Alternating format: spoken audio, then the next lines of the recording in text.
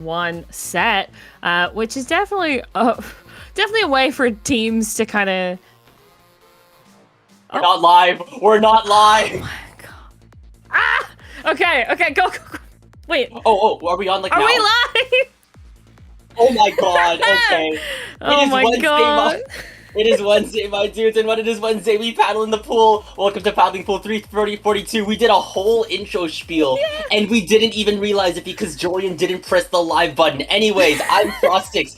Zari is also on the mic. We have the summer Block 1 super team back on the mic to watch Clown Ensemble versus Blackout. We're still in weapon select, though, so surely we still have a little bit more time to yap. Oh, actually, no, we just need Wanini to ready up, and we're going to go into Rainmaker Scorch Gorge.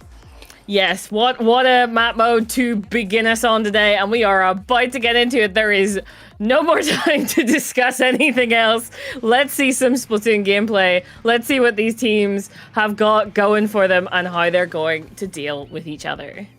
Now, Clown Ensemble is a team that I am quite familiar with because one of their members, who isn't even here today, is my team's coach. So one thing about Clown Ensemble is that they specialize in what is known as hyperdive. So they are extremely aggressive. I think this will be showcased primarily through Xyler on the brush. Meanwhile, on Blackout, we're seeing a little bit more range mix-up here. Like, already, we're seeing Xyler move in. They already go down first. That's 2 down on Clown Ensemble. They at least managed to trade out the Stamper. It's a really dead heat in mid at the moment, as I think we're just trying to maintain control in space at the moment.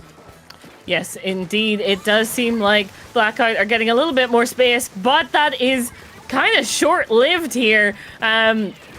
The Mini trying to get another pick there, but 2 of their teammates end up going down, leaving them alone in mid and not able to back out. Blackout got that Rainmaker, pushed into checkpoint. That should be an easy checkpoint, but are they going to be able to get it any further than that?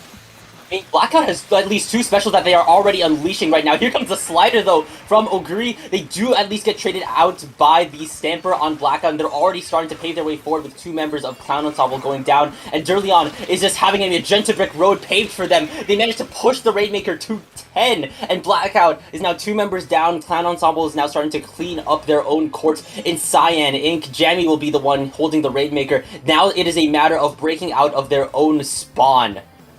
Yes, indeed. Never a fun place to be at if you are the team that need to get out of there. But if they get that wipeout just like that, then there you go. Straight away they can push towards that checkpoint. Now, Blackout will be able to be here and ready for them to push even further. But it does seem like they're at a little bit of a standstill for the moment, though Clown Ensemble able to get that pop. Yeah, and already we're seeing a lot of that hyperdive in action. Clown Ensemble already trying to take as many names as possible. Oguri is now trying to go in with no sign brick road paved for them, and now they get stopped at 27. Still a very strong push immediately after they got pushed to 10, and now the Rainmaker is right back in the hands of Blackout, being commanded by Wanini, and I think Blackout is starting to flush Clown Ensemble out of their own spawn. There's 2 members down. I think that is EQ and Xyler. I think Wanini is just trying to break back into mid. They notice Jammy on the right side of mid. I think they're also seeing Xyler enter the fray. I think they still have a very strong lead. They are being targeted by the Killer Whale. There is 2, not even 2. It's only at least the Stringer down. Now, as soon as I say that, that's now an immediate wipe for Blackout. And now, Blackout is starting to move past the checkpoint area and into the spawn of Clown Ensemble once more. Yes, indeed. They are not comfy with just having that lead for 10. To be fair, when it comes to Rainmaker, you can never be comfortable because it would not take much for the other team to get a really good push. Mostly that's a wipeout, all you need. But already we're seeing Clown Ensemble able to push back out of their spawn, take the fight back to mid, and make sure that Blackout really need to be on their toes here. Yeah, I think if anything, Clown Ensemble is just trying to ensure that there's no members of Blackout left in mid. They do have 3 members down. That's the wipeout for Clown Ensemble. They do still have that slider in the back pocket of a Guri Cap, and now they are in control of the Rainmaker, and I think they're already pushing up into Utah, trying to get rid of any more members of Blackout to at least pave a Cyan Brick Road of their own. Already the head is going down, Zyler's leading the charge with the Zipcaster, same thing with Oguri, with the slider that will at least get things going, and that's the lead for Clown Ensemble, and the knockout to boot! What a clap! What a clapback from Clown Ensemble taking game 1. Yeah, it looked that they definitely had the ability to push, but Blackout just had such a nice first push that it seemed like it was going to go back and forth just that little bit more. But no, Clown Ensemble were done with that game. They got their push that they were looking for, and truly, that's the only time you can be comfortable in Rainmaker, is when you've knocked it out and the game's over. Yeah, if there's no one to stop the push, then that just means go. It's to quote the great Young Thug, if horses don't stop, they just keep going. And that's exactly what Clown Ensemble just did. They put foot to pedal and never stopped. Even when this game has just kind of been a constant trading of wipeout after wipeout here. We saw Clown Ensemble just clap back with a wipeout of their own after Blackout almost got a knockout within maybe the first minute of the match here. It's just constant, I think, like, constant pushes all the way to the end on both sides. And we did see that from Clown Ensemble throughout that game, when they had more people on the board, they were constantly looking for those kind of aggressive pushes, their ways to kind of make the most out of it. And all they needed was that wipeout opportunity and the checkpoint being done, and then away they went with that Reef Slider, and that just paved the way. Yeah, nothing lays the bricks for a Rainmaker push better than Reef Slider. There are a couple of specials that can really do good at kind of escorting the Rainmaker. There's stuff like Kraken, there's stuff like Stamp, but maybe nothing can compare to the sheer amount of horsepower and potential pressure of a Reef Slider going, 120 miles per hour towards the pedestal. So, we are now going to game number 2. This will be on Roboramen zones, and considering how, I guess, fast both of these teams have been playing, even still with Blackout, even like with their more so mid-range comp here, this could just be something really interesting. It's kind of Unstoppable Force versus another Unstoppable Force. Yeah, that's not normally how that goes, but at the moment we're seeing a lot of clashes, so I do believe this is just going to be another kind of explosive match between these two teams. And also, point to note, Reef Slider can be incredibly helpful on zones like this to get the other side of it in a moment's notice, really. Yeah, I'm pretty sure that is what Oguri is running, unless they went with Horns. No, that is still the V Dreadringer. Definitely good to have on a map like this. Meanwhile, on the end of Blackout, we're seeing the switch to Vanilla Stamper, as well as, I think that the S-Blast was, no, I think we're also seeing the switch to Pencil, actually. So, definitely good to have that as well. Probably to at least poke out the Stringer on the end of Clown Ensemble. But speaking of Clown Ensemble, Zyler's just trying to herald the push of their own, but they go 2 down. It's only the Stringer, not even the Stringer, it's only the Mini left. It's only EQ with their Stamp, and that is just, at least it's enough to get rid of Wanini. But right now, the zone is capped in green as Blackout is starting a hold of their own. Yes, that felt personal. But already we're seeing the Dreadringer tried to go in with that Reef Slider, but it just was not enough support to get what they needed done there. Both sides taking casualties, but Blackout's still in control. They're still working their way through those points, and that will be halfway through their points, in fact. So at some point soon, Cloud Ensemble really need to take this back, but they just can't seem to outpaint and get any kind of foothold on that zone.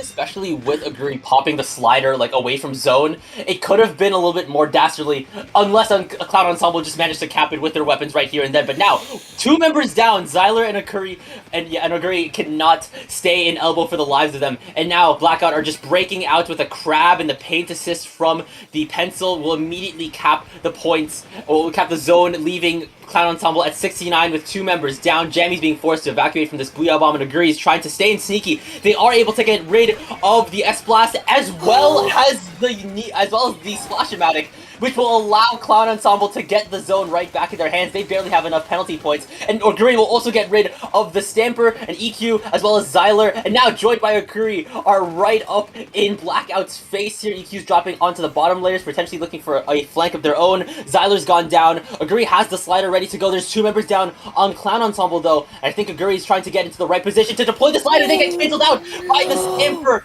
and the zone has gone into neutral, almost at Blackout's points. It is predominantly green, and no members of Clown Ensemble are there to cap it back.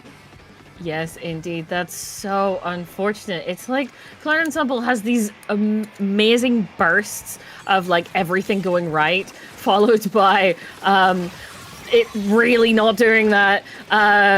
So it is, yeah, they just need to kind of find their footing a little bit more to get back to that zone. But those penalty points, they are running out, which means they are running out of time. And we can see Xyler here able to put it into neutral. Their teammates able to follow that up. And finally, they're back in control. But are they going to be able to get through those penalty points? Who knows? Well, right now, EQ does have the Stamp ready to go. Blackout's Crab is already popping up in the depths of court, but that's a Hammer ready to immediately cancel it out. That's no Crab for Blackout, and even when it's only Jamie and EQ right now, I think they're holding up the zone really solidly. They're in the 30s. A Booyah Bomb is being charged by Durleon. A Zipcaster is being popped by the Stamper, and zone is in neutral, and Clown Ensemble take the lead back by 1 point before Blackout flips it once more. And here comes the slider from Oguri being sent deep into elbow. They're trying to at least maintain more control. They are able to get rid of Durleon, and it's only the splash left, which allows Clown Ensemble to stay holding. Oh my god. Oh! Oh, not the fall. Not the fall. No, it's such a crucial moment as well. But already we're still seeing casualties coming on either side of the board there. Cloud Ensemble trying to just hold down the fort as much as possible. Stop Blackout, or at least delay them as they come back in. The Booyah will scatter Cloud Ensemble, but we still have Oguri trying to keep that paint up. But they're kind of stuck in there. They're able to back off. Jamie trying to put some more paint on the zone. Able to do a little bit more of that, but it eventually gets flipped anyway.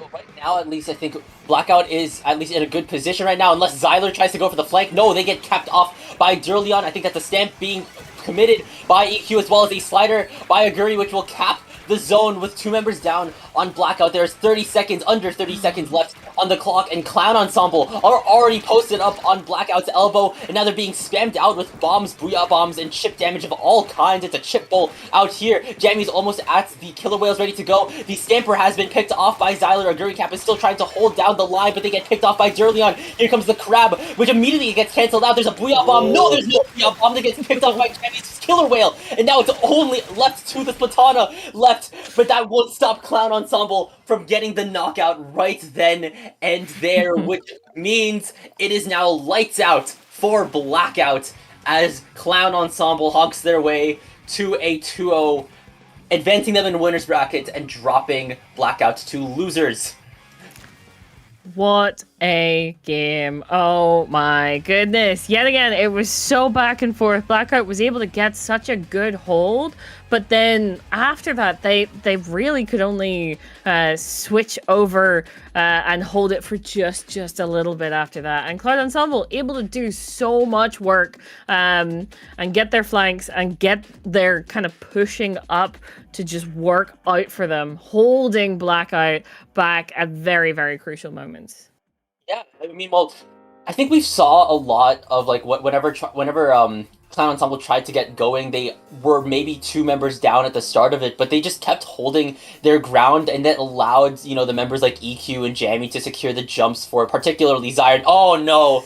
Oh, there's the fall off. Yep. We managed to capture that on stream. Whoopsie. Whoopsie. But yeah, it was very much, there were moments where Blackout was definitely shining, but it just, Cloud Ensemble was able to hold that zone for longer, kind of keep that aggression up as much as possible, and kind of continue to keep Blackout on their toes. So very, very well played to Blackout, but that does mean they are off into the losers bracket to begin with. So unfortunate, but we might see a little bit of them later.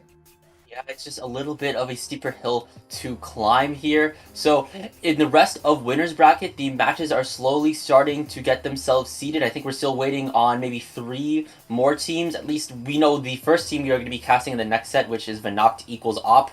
I don't know what Zen, Storm, Vanoct, and Cabby have against Vanoct, but we'll just have to see that in a few. So don't go anywhere. Paddling Pool will be back in a few.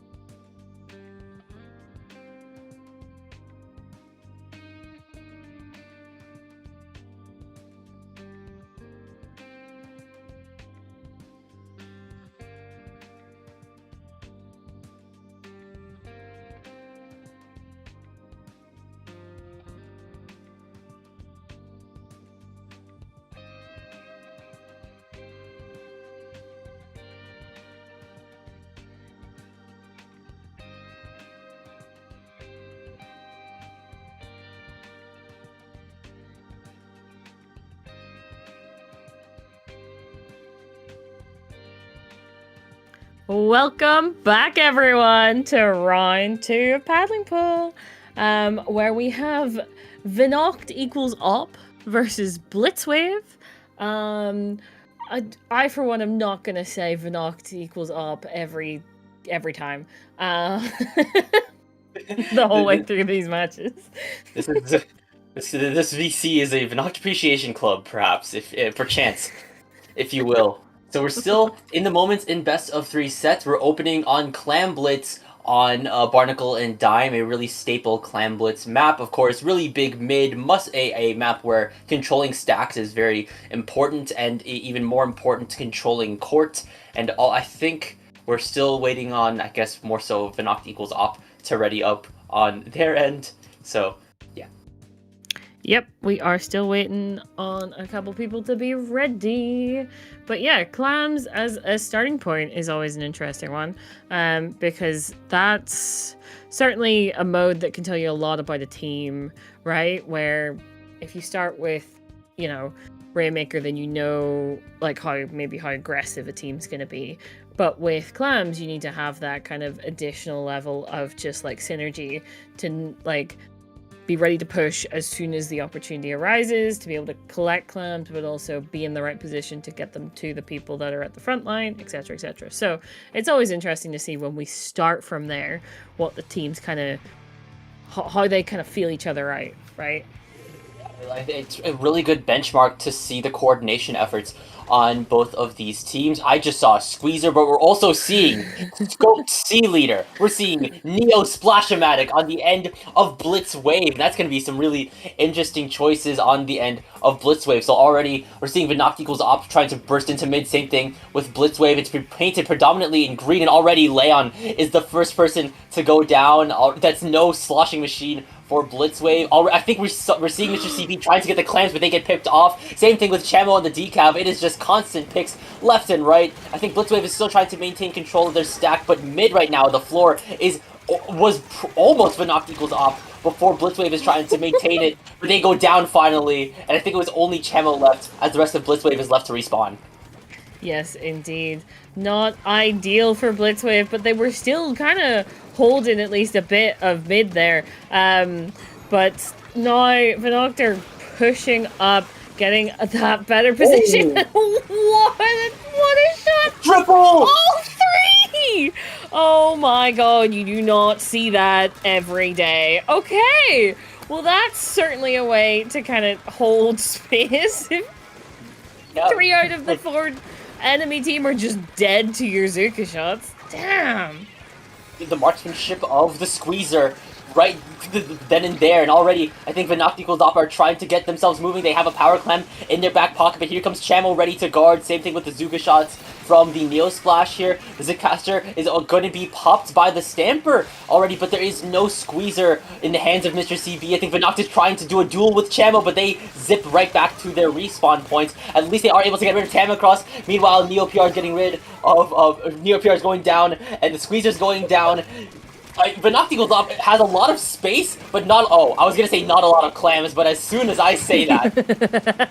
that is very much the caster's curse there, but also they get those clams, they build that power clam, and then they're not going to be able to do anything with it, as it's already gone. So this has been very explosive for the first, what? Oh no, what? Wait. Hold on! Wait. Hold on! The sneak of the century, Tamacross jumping Vinoct in, finally allowing Vinoct equals Op to score, and that's a wipeout for Vinoct equals Op. But they aren't able to extend the clam basket for a little while longer, so their lead remains at 80. But now Vinoct has a power clam of their own, and they already have a lot of this space going for them. And that is another power clam hitting the basket. And I think Kabi is just 2 power clams away from another power, but they're being flushed out immediately. They do push the lead to 70, but already Blitzwave has so much more space up their hands.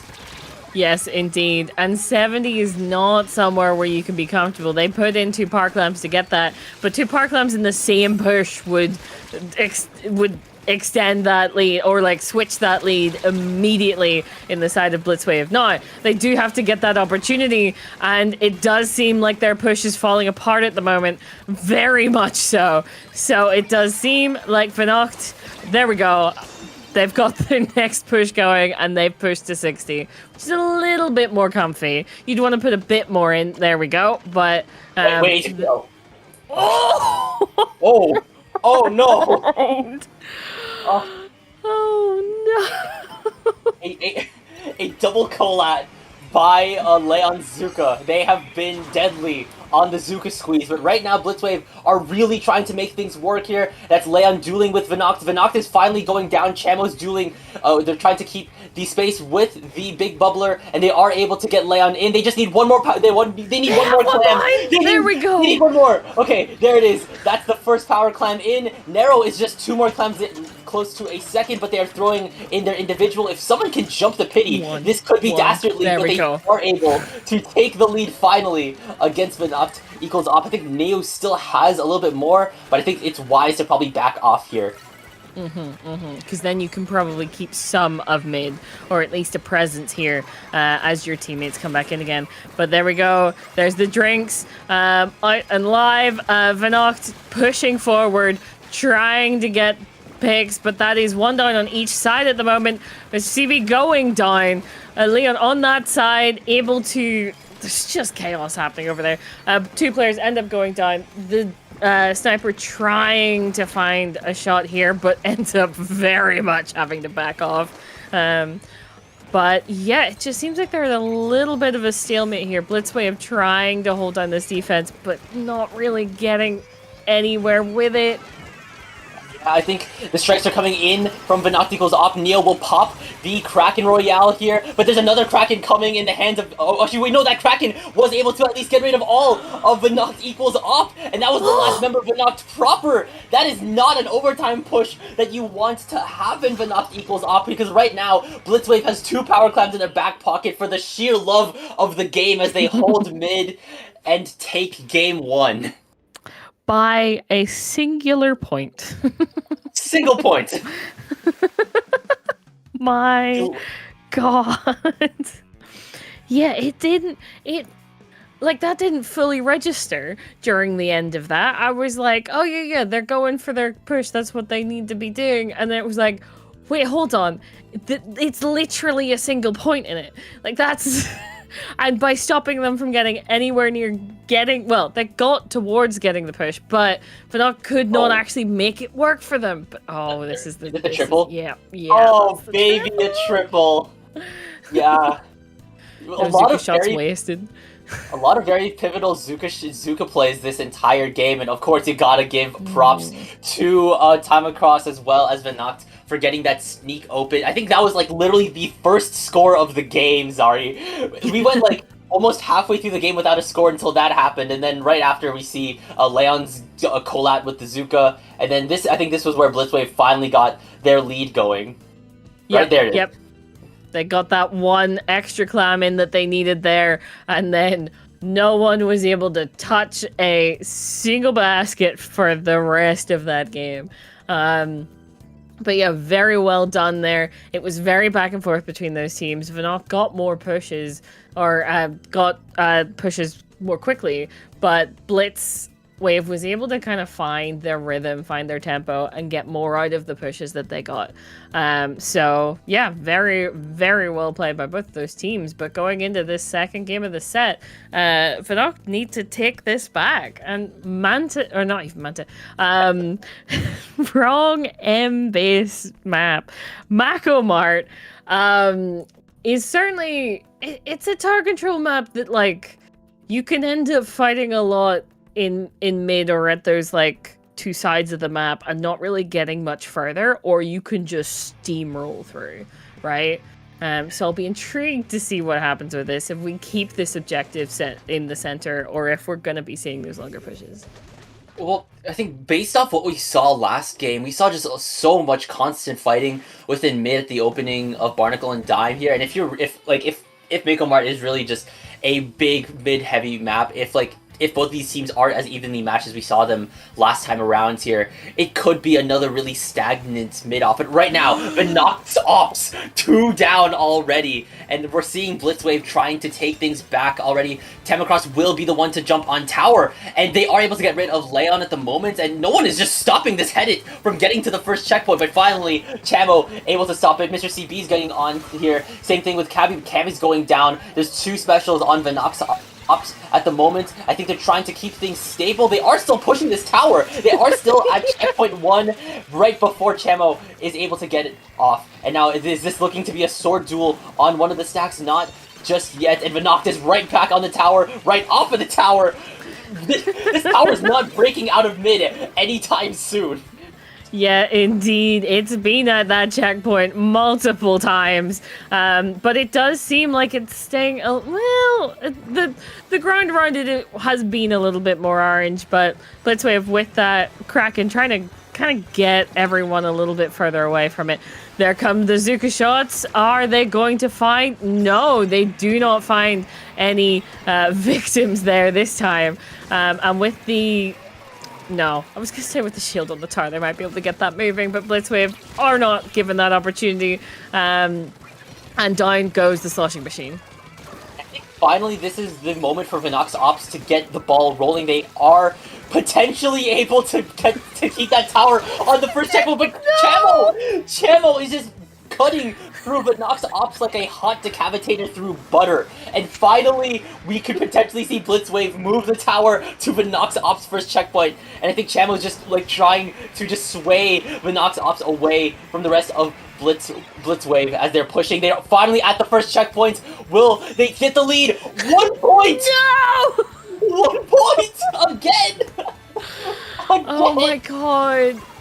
Frostix, we're coming up to mid-point of the match, and literally the points were not below 80 until just there now. What is this? Oh, bazooka shot. Shoot. One kill there, followed up by another. This should give Vinox Ops just that little bit more space to move here. They're able to get through the checkpoint. Oh my god. And on to the second one. Finally, after half of the game, we see Vinox Ops make it to second checkpoint, and boom!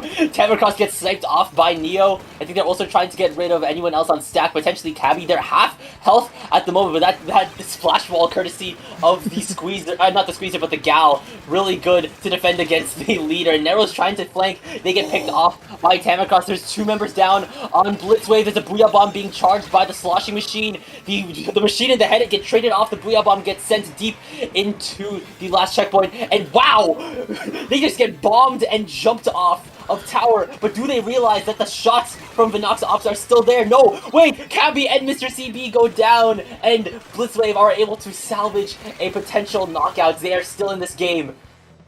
Yeah, but oh my goodness, a push to 9. There's no checkpoints left. Normally that will spell disaster on this map because of just how much... Oh no. I was gonna say how much momentum it takes to get there, but whenever you've been wiped, you're not gonna be able to push that tar anytime soon. Oh my god. Not a good place to be. Very not good a place to be in the present moment here. 81-9. Very, very steep hill to climb, especially with Vinox Ops already right back in the driver's seat here. But Chamo is trying to put a stop to this alone in the present moment here. They're being assisted by bombs, but they get shot down in the streets of Mako Mart. And Mr. CB is pushing up onto the ledge here, trying to spot any potential pushers here. Leon does go down to the Booyah Bomb, and the Gal does get picked off by Chamo. Cabby as well as Vinox are able to at least get into a good position deep into Blitzwave's spawn. Vinox does go down. Cabby does get rid of Chamo. Leon gets rid of Mr. CB. The Kraken gets popped by Neo PR, and this could be a delayed wipe now. Wait, no, Mr. CB is still there. Mr. CB was still there. The Gal was there this entire time. Yeah, just a couple centimeters to the right of that Kraken going through as well.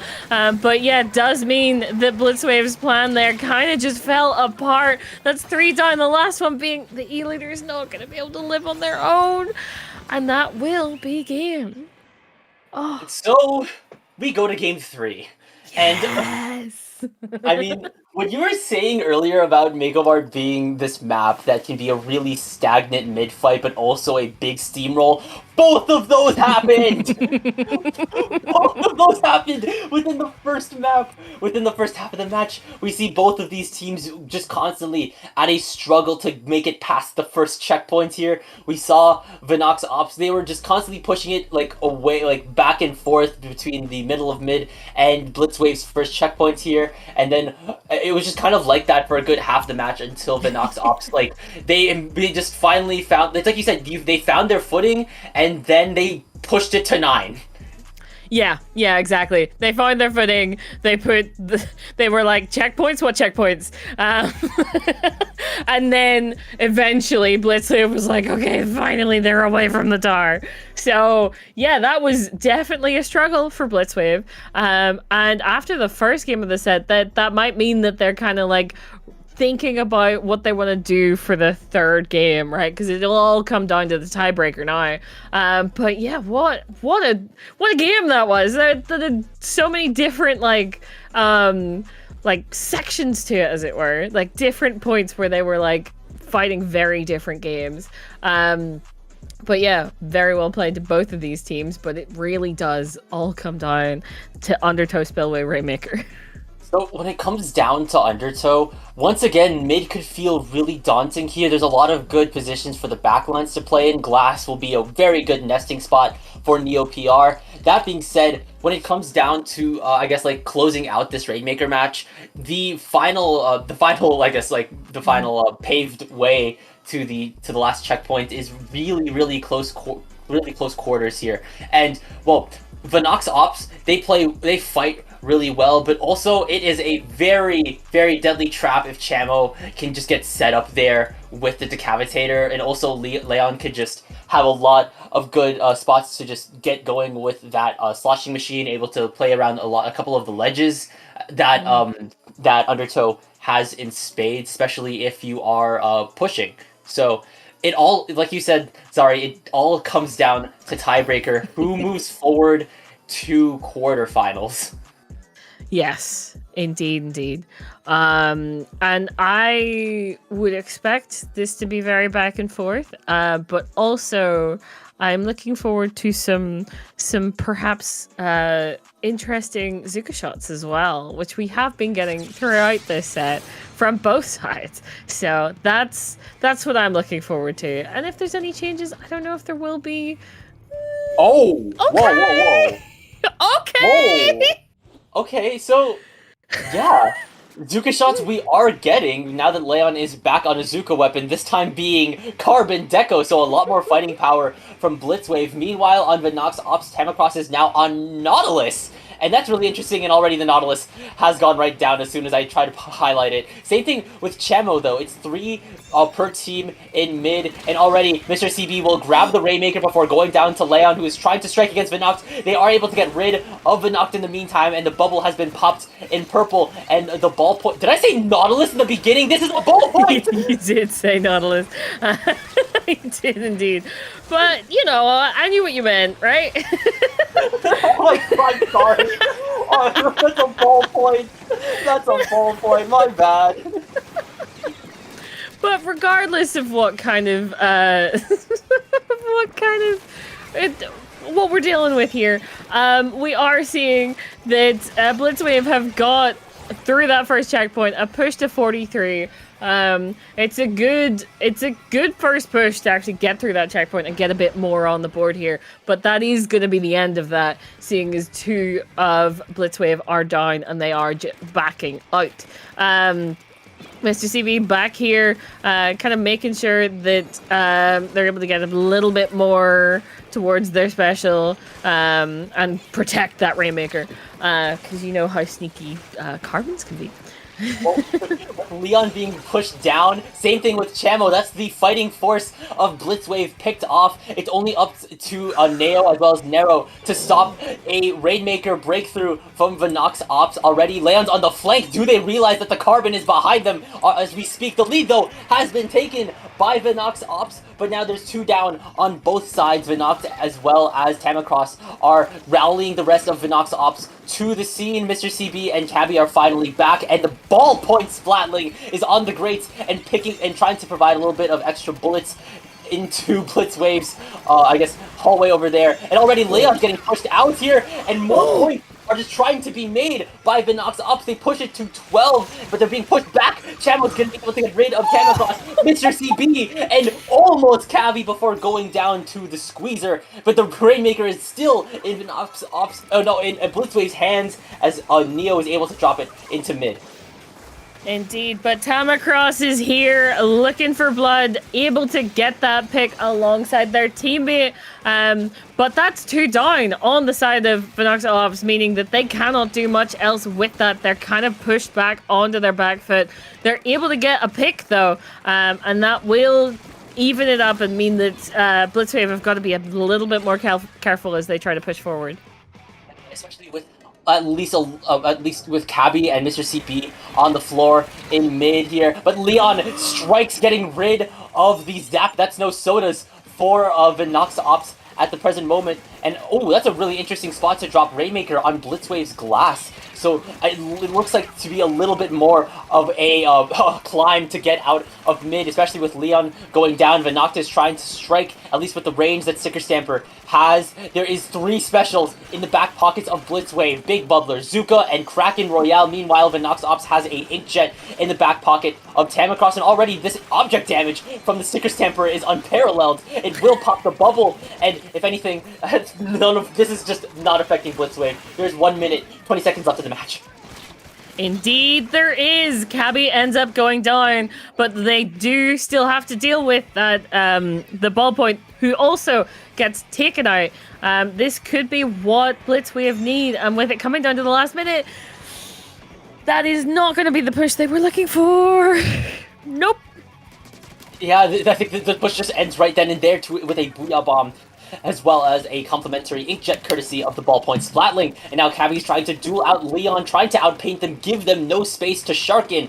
There is 45 seconds left for Venox Ops to defend, 42 seconds for Blitzwave to strike as the Rainmaker resets right up to mid. There is no Chamo, no Decapitator to potentially duel with, and now 3 members down on Blitzwave to the Rainmaker pop, and Leon is trying to pick up the pieces with these vertical flicks here. They are alone, and in a 1v3, they go down, they get jumped in the streets of Undertow Spillway. The Soda has been deployed by Mr. CB. The Inkjet is ready on Tamacross, and look up in the air. You need to have your anti-air materials in place. Oh, there is 2 down on Venox Ops, though, and Chamo does go down to the Inkjet thrusters, I think. And now Tamacross does go down. I think this is what Blitzwave needs. They need to make this work in overtime. There is no squeezer here. There is no E-Leader. There is no Carbon. But now Leon is jumping right back in. Overtime has begun. There's a Booyah Bomb being deployed, and that will close out overtime, which means Venox Ops are not going to allow an upset to happen on their end. They are moving on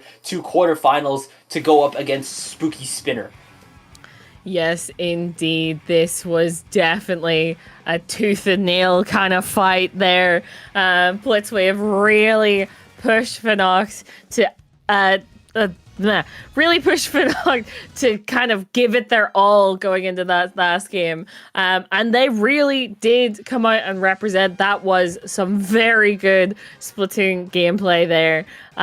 But yeah, like throughout that game, like there were moments where Blitzwave definitely had the advantage, but they just could not get as much out of those opportunities as Vanocht was able to do so much earlier in the game.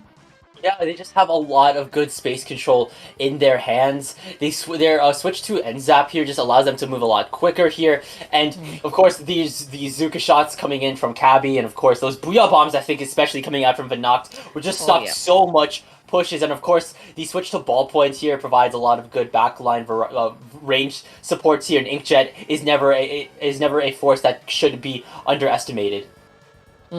Absolutely. It can get a lot done for you very quickly. And also just by definition of making your enemy look up, it adds another plane of having to deal with like different verticalities when you weren't expecting to have to.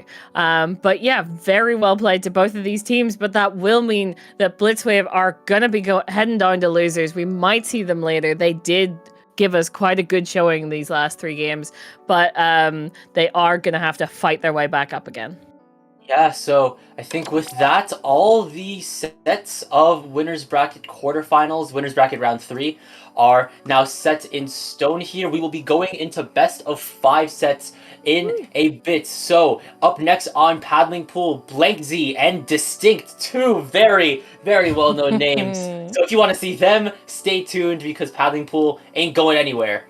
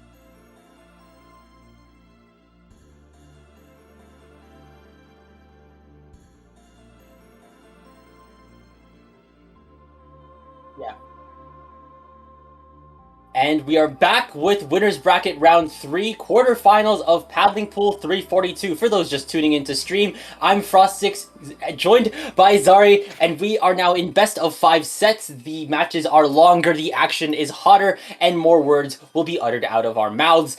Prepare to witness Blank Z and distinct mid-level teams known all across the realm. Yes, very, very well known, especially in paddling pool. We see these teams often, and they do definitely come packing a punch. So it will be interesting to see who comes out on top in this quarterfinals here. Between these two. So yeah, I'm intrigued to see how this goes. Distinct have a very, very clear kind of like team composition, the way they play. Blanksy also do that as well, but in a very different kind of composition kind of mindset. So I'm intrigued to see how this ends up working out between them. Yep, that's expected. Those comps are expected. Definitely. So I think more so on the end of Distinct. Of course, we're seeing Mooj on the stringer, Tiger on the roller, and we're seeing Rafa this time on is that Nouveau Stamper, so that's going to be some crab action coming out of a Stamper. Meanwhile, on the end of Blank Z, we're seeing Forge Pro as well as Tetradualies here. That's going to be some really interesting things going for Rainmaker. That being said, I think a slider as well as the Booyah Bomb as well as the aggression of Tetradualies can be something that Rainmaker lends itself really well to. So already we're in a really heated mid-off at the present moment here. We're just trying to maintain control, trying to get picks in the moment. Lace is getting picked off, not picked off, but being chipped away here. But Tiger, they're going to be first blood in the present moment. And now, I think, like... Ooh. Yep, Blanksy definitely making that first move here, getting points on the board, able to get towards that first checkpoint and cap it. There we go. That is a very good place to be at, and does kind of let them kind of gear up to see if they can get anything more into this push.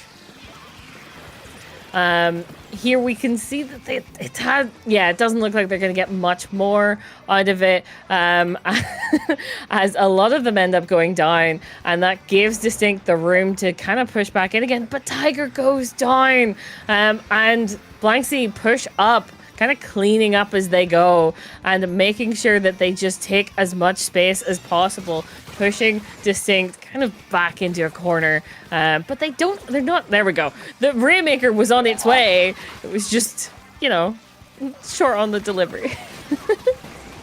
It was short on the delivery, but finally Distinct is responding with some defense here. Multi's getting picked off by Tiger. We're seeing Benny trying to at least...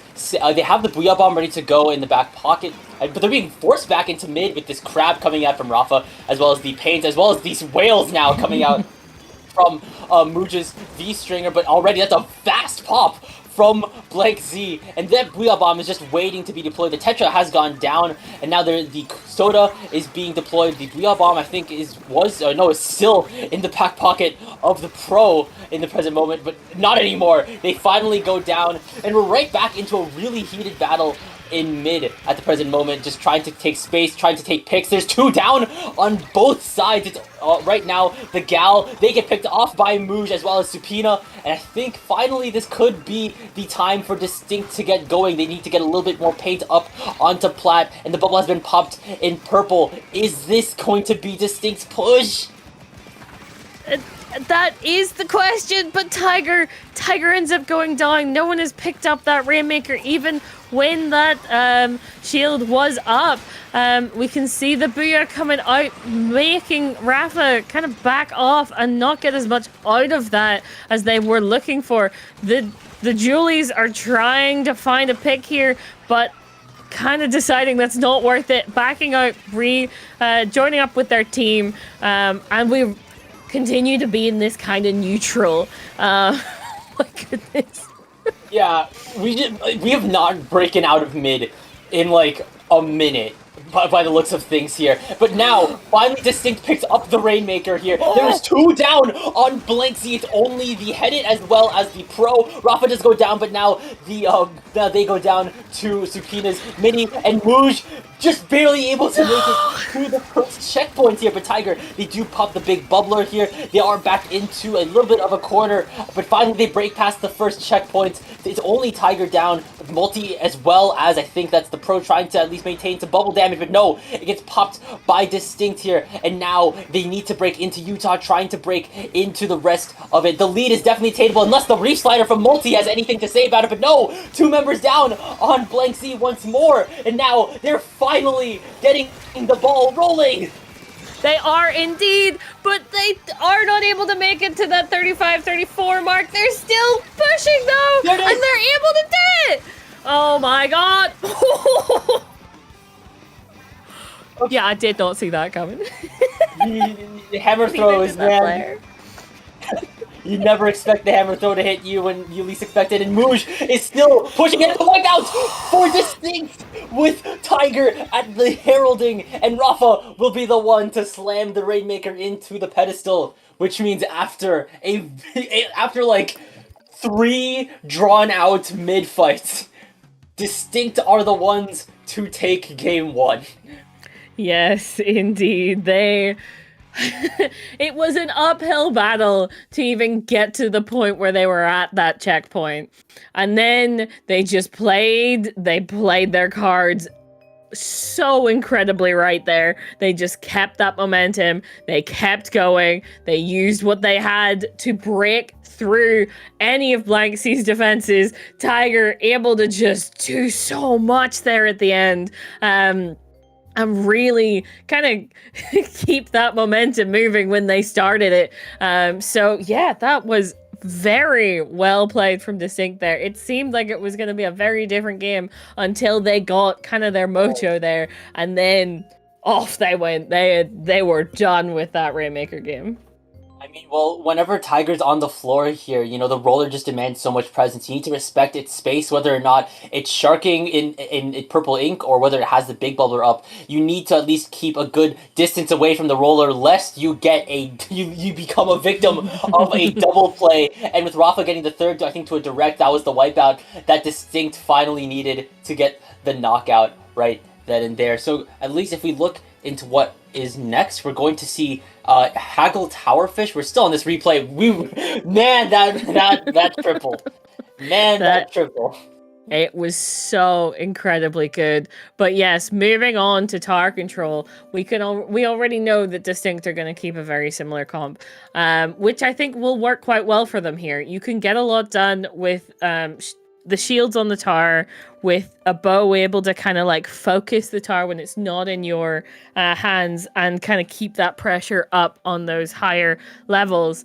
And then the other two kind of able to keep that presence. You've got the possibility of a hammer coming at you from most angles, which is, you know, not a place you want to be in. But also, like, see, they were still able to get a lot done there. They got a good push going. They just didn't get the opportunity to do anything more than that. So this could end up, they could hold onto that tower and just keep pushing for. Is that a Hydra? Oh, Hydra Splatling? That's not even just, that's Torrent's Hydra and Vanilla Dapples. Some really interesting switch ups here. Multi's going for a little bit more support, and I think we're seeing Torrent's Hydra, so that's gonna be some more defense on the end of Blank Z, playing a little bit of Tiger's game with the bubble. Meanwhile, on Distinct, Mooj is going to Bulbs, which has ink jets, which we've previously seen before, and we're also seeing, I think that we're seeing the Rattler Mini, so that's some more Zuka action. Penny is going down already, as Distinct is at least having a lot more space in mid, and are finally getting this tower moving. Yes, indeed. Oh my goodness. Yeah, Distinct keeping up this aggression, able to get the picks, keep kind of everything moving. At least having to back off because they need to focus the objective here. But it's getting through that checkpoint. It is through that checkpoint where I was just waiting to see actually where they were going to put that booyah. But yeah, they're still working away at it. The Mini having to back off a little bit, but still they're so in control with two down on the side of Blank Z.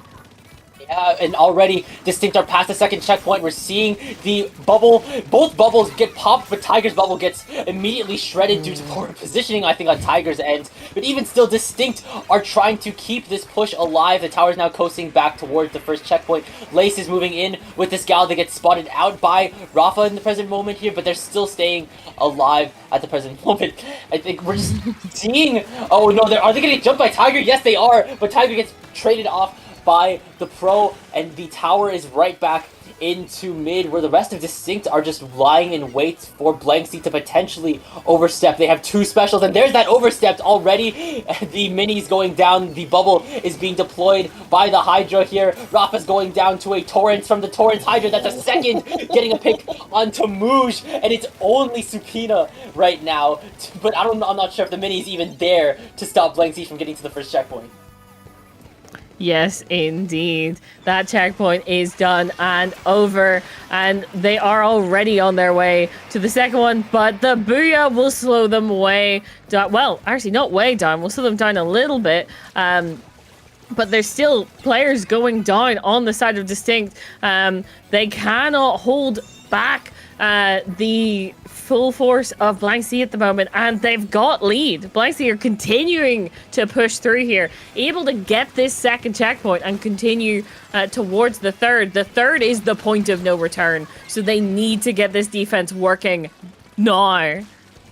I think they just did. They finally just got rid of those pesky little people hiding up in the far left side, whether or not that's probably Multi or maybe Lace here. Now Habna has at least a good grip in mid, but will they be able to survive two more Zuka shots, one more Zuka shot from Supina? There's the last one. Mooj going down yet again, able to just barely sidestep out of that Booyah Bomb. It's only Tiger and Supina right now, but Tiger's going to be able to jump onto Lace, onto Penny, and I think potentially Halbna as well. That bubble is just Tiger's domain. You do not want to step there lest you get pounced on. And now Distinct are getting the ball rolling right back again. Lace has had the killer whale before getting picked off to a ledge kill from Rafa. There is a bubble being deployed by Habna, but a Booyah Bomb could make quick work of that. Even when Tiger's gone down, they are able to make it to the second checkpoint. This could be a lead swap. There is two members down though, and that's a wipeout for Blank Z. Oh my god. Well, that will slow everything right down. Tiger trying to find a pick there, but we're in the last minute.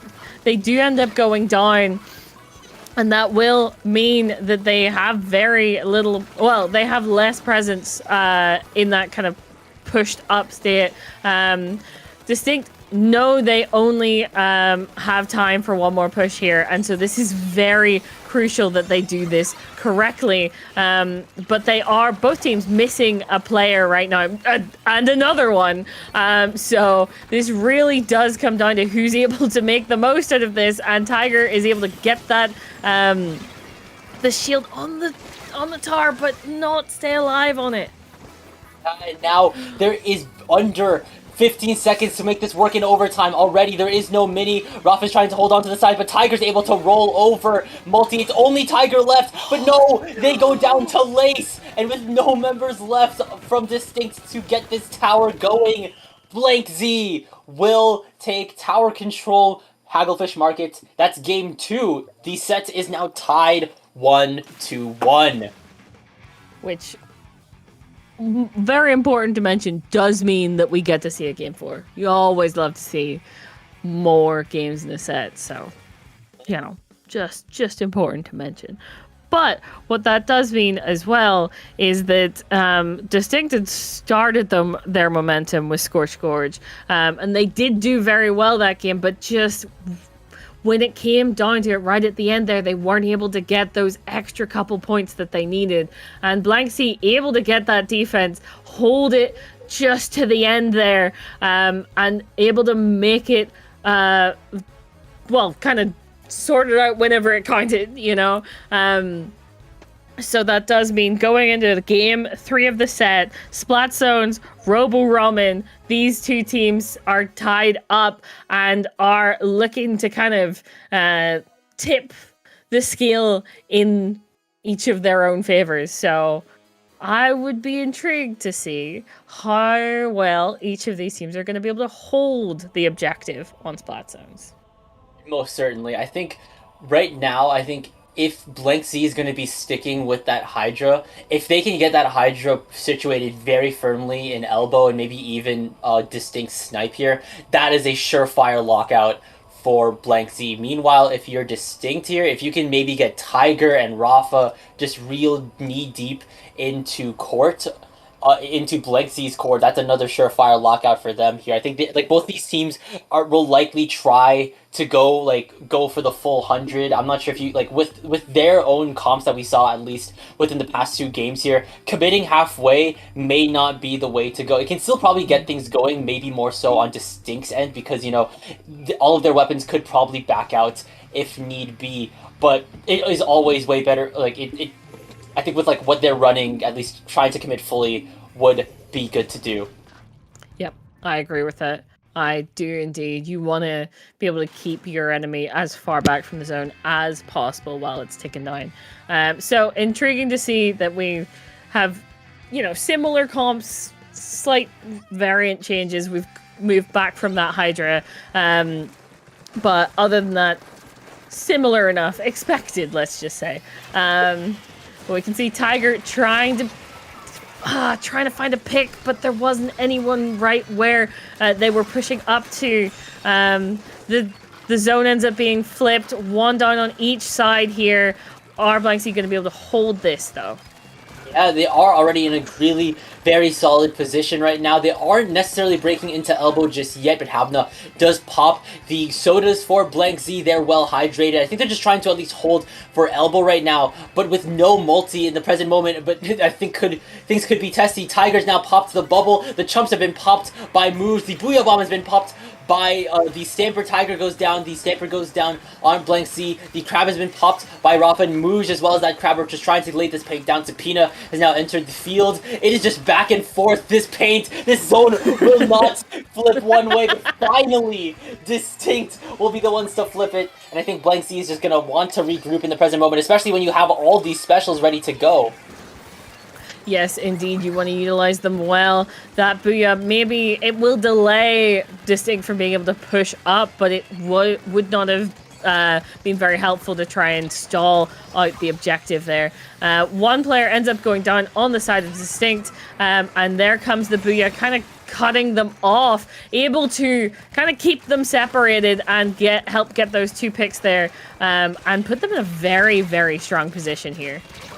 Definitely. Oh, look. And now Blank Z is just knee-deep into Distinct's court. Something that I kind of predicted that Distinct would do to Blank Z. And I think that just warded Distinct off just a little bit more. I think I heard a stamp being popped by Supina. And already I think Blank Z is starting to just back off into mid. Multi's getting picked off here. Tiger has a bubble ready to go. The chumps come flying out from Mooj. And that's just going to allow, I think, Tiger to have a lot more space to work with. And that allows Distinct to cap the zone. And I think that Crab from Rafa is also just able to just back Blank Z off a little bit more. The Booyah Bomb will be tossed by the pro here. Oh, no, not just yet. Wait, why did I hear a Booyah Bomb? Oops. Anything. There we go. There was a second Booyah Bomb, as well as a Reef Slider. They're throwing everything in the kitchen sink at the zone. Yep, that is a very surefire way to get a cap, and they do. They've cleared out the zone entirely and pushed Rafa down below. But here come the chumps, kind of pushing them back, getting a little bit more paint on the zone, able to help them move up. Distinct capping that and kind of in a position to hold. But is it going to be enough for them to get past those penalty points and actually start working on proper points here? Tiger gets a double. Are they going to be able to get the triple? No, not quite. Not just yet, especially when that Booyah Bomb shield could be, but that's a delayed wipe for Distinct. They are now moving up into elbow. They do now have this lead, and they're pushing it further in. There's a Booyah Bomb being charged. A Reef Slider has now hit the zone here, going into neutral. It is still in neutral in the present moment, but Blank Z needs to cap this fast, or else Distinct will have a much shorter time counting down. They're almost in the single digits, Zari. That the hammer's being thrown here, but will this be enough to ward off Blank Z? No! No, it won't! Zone's in neutral. It's only up to Mooj and Rafa, but that's all. That is all Distinct needs. Apparently, all Distinct needs is a Stringer and a Splatana to keep this zone purple, and that will allow Distinct to take game 3 and force match point. Yes, indeed. There's so many situations. We see that all the time where there's a team that's winning and they just need to hold it a couple more ticks, but because they don't have enough players on the board, they physically cannot do it. But Distinct were not leaving that as an opportunity for that game to continue. They kept that paint, they kept that zone, and they said, we're on to match point now. And that is like really interesting that like the two players that were alive in the end here, it was the Stringer, it was the Splatana. Of course, they do have a lot of paint output here, but of course, like I'd say like Roller and Mini can output like so much more paint, and while Supina and Tiger, they got picked off earlier, and here's that replay of Tiger's double play. They get rid of Multi, they get rid of Penny in the smoke, by the way, before finally going down to that direct slash from the Sticker Stamper here. Yes, Whoa, indeed. evil and intimidating music right now for we're going, like Omega Flowey music going into the evil and intimidating barnacle clams. Oh yes, you know it's actually just the unofficial theme song of just you've played it, you understand it. But yes, Clam Blitz, Barnacle, and Dime is what Distinct need to take to continue on to semis. Blank Z, oh my goodness, they have possibly 2 more games to fight this back, but they need to take Clams first. Yeah, they need to. Well, the last time. Oh, wait, sorry. The last time you were on Barnacle Clams, we didn't see a score until halfway through the match, and more so, if we remember what happened in Scorch Gorge. I surely hope that we can potentially see a score within the first 2 minutes of the match, Blank Z and Distinct. Perhaps. I wouldn't hold your breath though. This could be a heavy neutral game. It's possible. We've seen that. But also at times, Distinct, like, they will push and push and push and then eventually like break through in a way that like leads to the KOs they've got so far. So I'll be intrigued to see if Blank Z is able to hold them off long enough to get some good points on the board of their own. Yeah, so in terms of comps, Blank Z, Havna is back on the Hydra, and Multi is now on N-Zap here. Meanwhile, on Distinct, Mooj is back on Bulb Stringer here, and that is it. I think it's a little bit of a variation of their Robo Ramen comp here. Blank Z is running a little bit of a variation on their Hagglefish comp. And already, that Inkjet from Mooj is scattering Blank Z in the moment. Lace is trying to potentially get a Shark going, but now Benny has gone down. Lace is trying to at least get rid of Supina. Yes, they are, and that will potentially build a power clam for Distinct here. Now, with this bubble provided from Rafa, it's going to allow Distinct to stay on Blank Z's stack a little bit longer. Here comes a Booyah Bomb, potentially from, at least from Blank Z, and that's going to just ward Distinct away from stack. There's 2 members down, and Blank Z are taking back mid by storm. Yep, they are pushing and pushing hard. We can see Havina here able to get up, able to get that power climb in, place that's their special in a very advantageous position, and already below 70 is a good place to be. Oh no! A second power climb has hit the basket, which will push Blank Z's lead to 45. And I think Distinct are now trying to just flush Blank Z out of their baskets. They're right back into mid, right onto Blank Z's stack. They have the Inkjet ready to go here, as well as a Stamp. This could be a potentially volatile push if they have their clams in order, but I only see the pity. Yep. Exactly, which is not ideal, but already that's 2 down. I do not think we're going to be seeing a push out of Distinct just yet. They've got to stay alive, keep this as much control as they can do, but it's not in a great position at the moment. for them pushing up. But as I say that, 2 down. Lace is backing off, throwing the Power Clan backwards, trying to keep that alive as they wait for Distinct to push up. They've got a Power Clan ready. They've got a Pity ready. Are they going to get the actual push going, though? Oh, well, I was gonna say they had 2 specials before at least Supina go down. Same thing with Rafa. That's 2 members down on Distinct, and Blank C just does not want to let them pass, giving them a good Gandalf impression right before Halloween. And already Tiger is trying to pop the bubble to ward Blank C off of their stack. Moose just posted up on Snipe, able to get rid of the Hydra holding the Power Clam here. That's 2 down on Blank Z here. The Power Clam is still in the hands of Multi, but Distinct have the hands of Mid. They're trying to advance onto stack. Rafa does go down. Muj and Supina are trying to advance forward. The Power Clam is back in the hands of the Hydra, who's posted up on stack. That's a really good position for a Hydra to stay on so much good vantage point to a lot of range. But now there's 2 Power Clams that Distinct are holding. They are committing on Inkjet here. They do not have Tiger though, but Blank C doesn't have Multi as well as the Hydra and the End Zap. So now this is the moment for Distinct to go in. They just need to get that Power Clam in the basket here. That Power Clam is fading fast. Can it stay alive? Yes, it can. There's a Booyah Bomb being charged by the Pro. That will not stop Rafa from breaking into the basket. They just need to get it in. They just need to get Muj in there like Swimmer. But no, they at least wait the jump. Will that be it? Will that be it? No, the bomb right then and there. And Rafa is left. Wait, will Rafa get it? No! Rafa, no! Oh no, the timing, it was just not quite there. Oh, that's so unfortunate.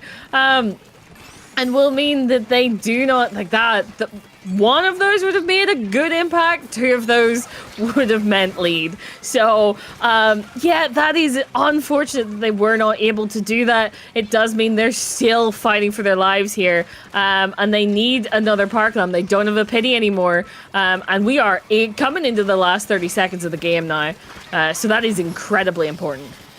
Definitely. I think we already saw Distinct trying to get a lot more clams into the back pocket of what looked to be apparently either Rafa or Supina. They have all their specials online already. Rafa will put the clam up first, but do they realize that Lace is behind them here? But there's 2 members down. There's a Booyah Bomb. There's 3 members down. Supina does go down. There's still the Chump. There we as go. well. There's still the Jets. They have the clam ready to go. The bubble as well. And finally, they get a Power Clam hitting the basket, and Rafa's throwing a little bit more. They just need, I think, maybe like 2 or 3 more clams just to get lead. Overtime is now. No, they do! Wait! They got the clams in! Wait! Yes, I do believe what happened there. I'm not entirely sure, but I think one of the players who was defending on the top had clams and ended up going down, and that was enough clams, or at least partially enough clams, for them to continue pushing, because Distinct had none there. They were out. They had people going back looking for them, but still there were players in the front line trying to find picks, and sometimes you get the right pick and it just explodes with clams. So I do believe that's what happened there, and that was exactly when they needed them. Yeah, but even still, big shout out to Blank Z, who were able to just get everything going. They had that double Power Clam push at the start of the game, and oh, was this it? Was this when Distinct were really trying to get things going? They had 2 Power Clams in. That second Power Clam was destined to hit the basket, but no, it goes up and leaves Rafa airballing. And wow, I think that was it. Yeah, Supina did manage to get that pick onto the last defender, and then had clams ready to go to finally take out lead, which means that is a 3-1 set win for Distinct. They are moving on to winners bracket semis, and that and then Blank Z dropping to losers bracket. Yes, indeed. We will look forward to seeing who we're going to be commentating next. I'm not quite sure at the moment, but we're going to go to a short break as we figure that out and get right back into semis. So do not be going anywhere.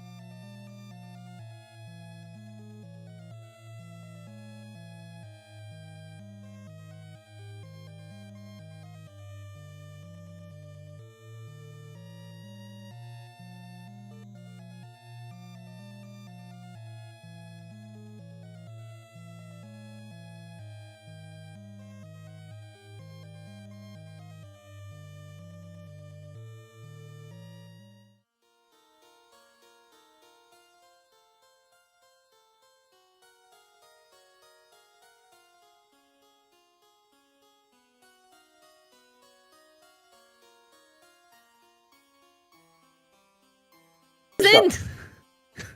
Oh, what? Oh. Okay, goodness. Hello, everyone. Welcome back. We are coming into semis. We're going to go straight into the first game of the set between, I think we're just calling them Money, versus Distinct, who we just saw win the last set. So yeah, starting out, Rainmaker Museum. Let's see what we got. Yeah, no rest for Distinct, it seems. They were hot off the presses of a very decisive Clan Blitz match. Whoa, someone just went for the shortcut opening. We love to see that happen. I think that was Rafa doing that, but now they are confronted with a 3v1. But they managed to jump out of there alive, and meanwhile, Distinct are able to get the jump on whoever was taking the shortcut. That was the S-Blast on Money. And now $5 Nemeka trying to go in with his Carbon, able to get rid of Supina. There's 2 members down on Distinct, and Nemeka's trying to jump onto Mooj right now, assisted by this S-Blast. There's 2 members down on Money, though. I think Tiger managed to reciprocate the roller attack, and we're right back into a decisive mid-battle. Yes, indeed. The Crab is trying to get work done, but stuck in that corner by themselves is not going to look very good for them. We've got another opportunity for someone to pick up the Rainmaker, but Mooj goes down. So it does seem we're going to continue to be in this neutral. The Sniper Rider able to continue to put a lot of paint down, but that will be a trade-off between those 2 players. And finally, we have a team pushing up. Right.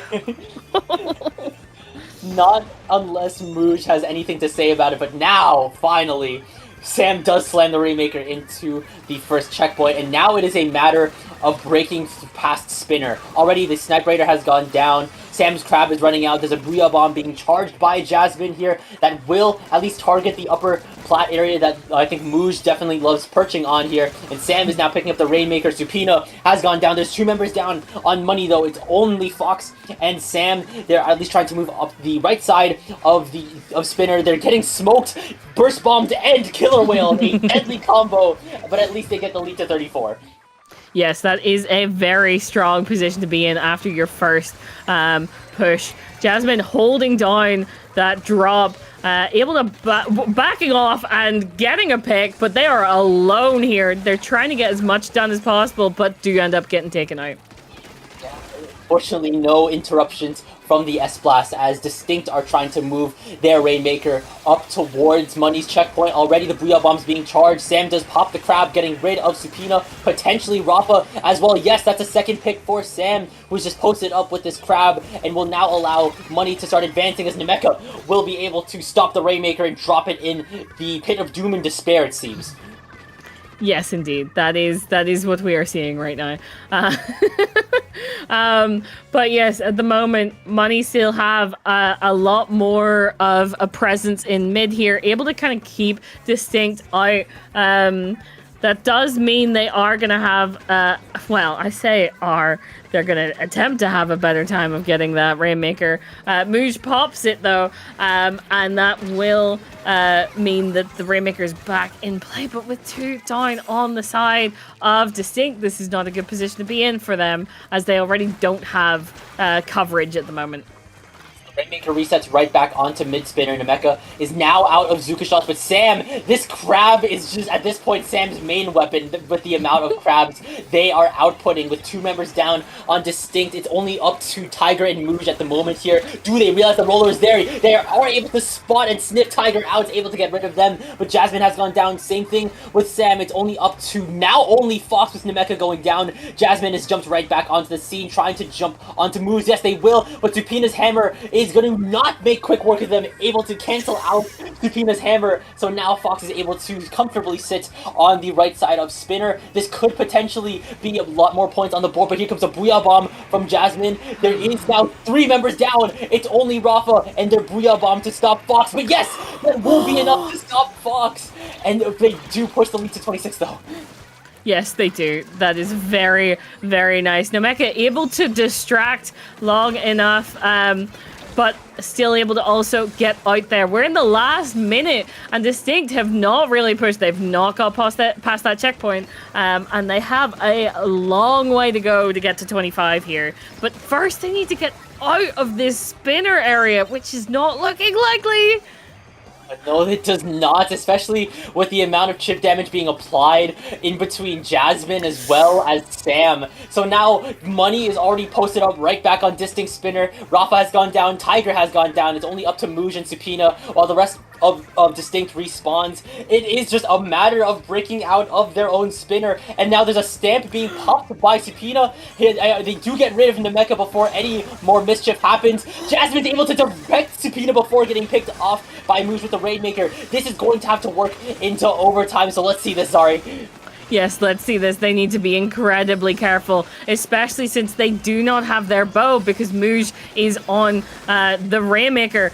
But there's just danger coming from all sides. They're trying to keep this alive. We can see that Booyah stopping them from backing up. Is it going to be enough, though? Because there's two down on the side of Money. Are they going to be able to get to that Rainmaker? No, they're not. Already, we're halfway through overtime. They have been able to at least get rid of the members of Money quickly here, but now it's only Moose left. They're in a Rainmaker free zone, and they go down to Namekizuka. Even when Nemeka couldn't get that flank on Spinner, they get the last laugh as Money will get the first game in the set. Yes, indeed. That was a very nicely played game by them. We did see that Distinct was able to find their way out and able to get some kind of movement at the end there, but just not able to do anything like Money was able to in the two brilliant pushes they got going. But yeah, that just like Money are definitely showing why they are seed 2 in this tournament.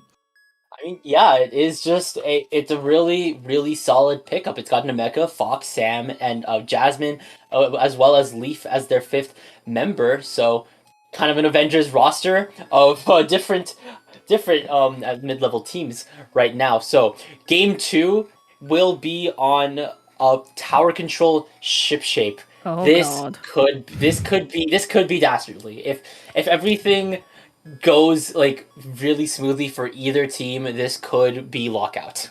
Yes, this is that map mode that once it snowballs, it's over, right? And a lot of times that snowball can start quite early. So you do need to be incredibly careful when you are on the receiving end of enemy pushes so that they do not snowball out of control.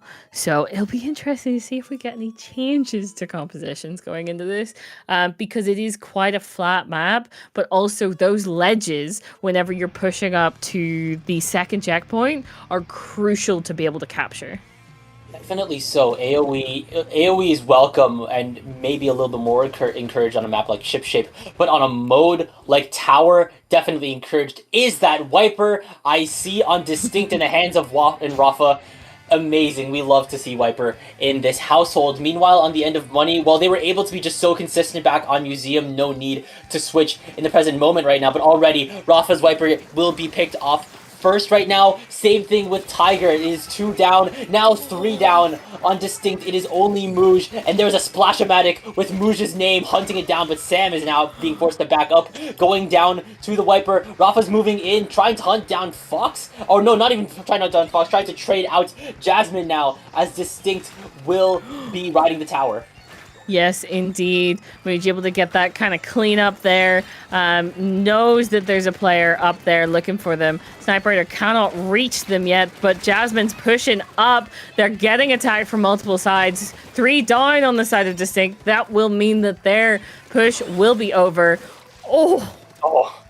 And with a wipeout to boot, that's a very fast clapback from Money, who now has 2 specials ready to go. A Booyah Bomb and a Trizuka already being popped. Not for long, at least as it gets traded out by who I think is Rafa at the moment before going down. Now Jasmine is doing a little bit of ledging, able to get a direct onto Supina as Money are breaking out of the first checkpoints, now cruising to the second. This could be the point of no return. Yes, indeed. That is where you do not want to be at. And they are at that checkpoint. They are working, well, no, they're stalling out a little bit, but this is the point when it is so incredibly important to keep that pressure on that defense side. But players going down, 2 down, 3 down on the side of Money. That will mean that they finally have enough space to work with for Distinct to kind of keep the pressure up, keep moving them back. Jasmine goes down. The Hammer not able to find another kill there, but we can see how pushed back Money is right now. Definitely, 65 to 28. It is a very steep hill to climb, and Sam's Crab just does not want to allow Distinct to move any further, getting rid of their backline in the present moment. It's only Tiger and Supina right now, but Tiger just holding down their space in their domain. Before he gets shredded, they are able to get rid of Nemeka and Jasmine. Tiger is still standing in mid and still sharking, rallying the rest of Distinct right back into the fight as Distinct are now trying to at least get their space going. Nemeka trying to get a push going. They are able to get rid of Tiger, and not so fast right now. Yes, indeed. Nemeka also able to get another trade there. And this is looking bad for Distinct here. Tiger's the only one left, sharking on their own. Rafa comes in, but's not able to get anything done. Tiger, are they? Yes, they are able to back out because they need to be working with their team here to stop what could, yet again, very easily turn into a snowball. Especially with Sam's Crab just putting up so much pressure onto Mooj as well as, I think, Supina here. Tiger does have the bubble ready to go. Mooj has been picked off. Fox goes down. Nemeka goes down. Tiger is struck once again and not allowing Money to get towards that third checkpoint. Sam goes down as well for a triple for Tiger. This could be another pick onto Jasmine, but it was a trade, I think, now. And now Nemeka is being forced to duel up with Rafa here, marked with Torp. The Torp goes down. Bazooka gets popped close range, getting rid of Rafa here. They also get Mooj. That's a second for Nemeka as Money is now right back in the hot seat. Yes, indeed. They are pushing up. This is not looking good as Rafa goes down. No one is really able to get too close. Mooj in a bad position here, having to back off. Does end up going down. Rafa's the only one left, and yet again, this is the point of no return. How are they? They're not going to be able to get up there. Jasmine gets it past that checkpoint and is now pushing it through the corridor there. There's no recovery from that point. It's just at that point you reach dead end, and when it's dead end, you get knocked out. And that will be the knockout for Money, which means it is now match points for them. Still very good clapbacks from Distinct in the present, like with what they were trying to work with here. Just Money was just putting up so much on their end here. You know, they just had a lot of good pressure at a variety of ranges here. You don't want to like mess with them close range, or else you're going to deal with Nemeka. You don't want to mess with them at mid range, or else Jasmine will have it out for you. You don't even want to mess with them when you're further away, because Sam can just say, "Ooh, I'm going to try hitting you with the crab missiles." Boom, now you're gone. Even still, though, you know, Distinct has a lot of solid fighters on their end here. The switch to Wiper from Rafa, always love to see it. And Tiger just putting up a lot of good numbers here, keeping just the midline secure for Distinct. Yes, indeed. And even in that game, when stuff was kind of going a bit wrong, they were able to kind of keep that defense up, but just once it gets to a certain amount of pressure and enough people go down, like you cannot really, like it's really hard to recover for that map in particular. So you're kind of just trying to not end up in that situation. But yes, that does mean we are going into match point game 3 of the set, Scorch on Clams. So it really comes down to this. Distinct have the opportunity to start on a reverse sweep, or Money has the opportunity to end the set right here. So yeah, it comes down to how Scorch works out for them, and what these teams are going to bring to the table, how they're going to play it, and kind of how they're going to adapt to whatever the other team brings. Yeah, I think, well, right now, if you're distinct, of course, you want to always keep tabs on wherever Nameca could be here, but you also Mhm. just want to respect the range that the S Blast brings to the table here, and also try to find a way to get rid of trying to shred crabs to the best of my ability. That being said, Rafa is on Tent, and Sam is on Decav. No, that's not Sam. Jasmine is on Decavitator. So if anything, Money is just upping the ante on fighting power, and Distinct are upping the ante on, I think, more just I think support, at least on their end here. Yes, indeed. Trying to definitely keep that as an option. But yeah, this is intriguing as a place for the Tigers trying to shark out here, but they are ending up in a corner stuck. Though at the same time, Sam does end up going down, so both sides here are one down. And we continue to kind of play for this neutral.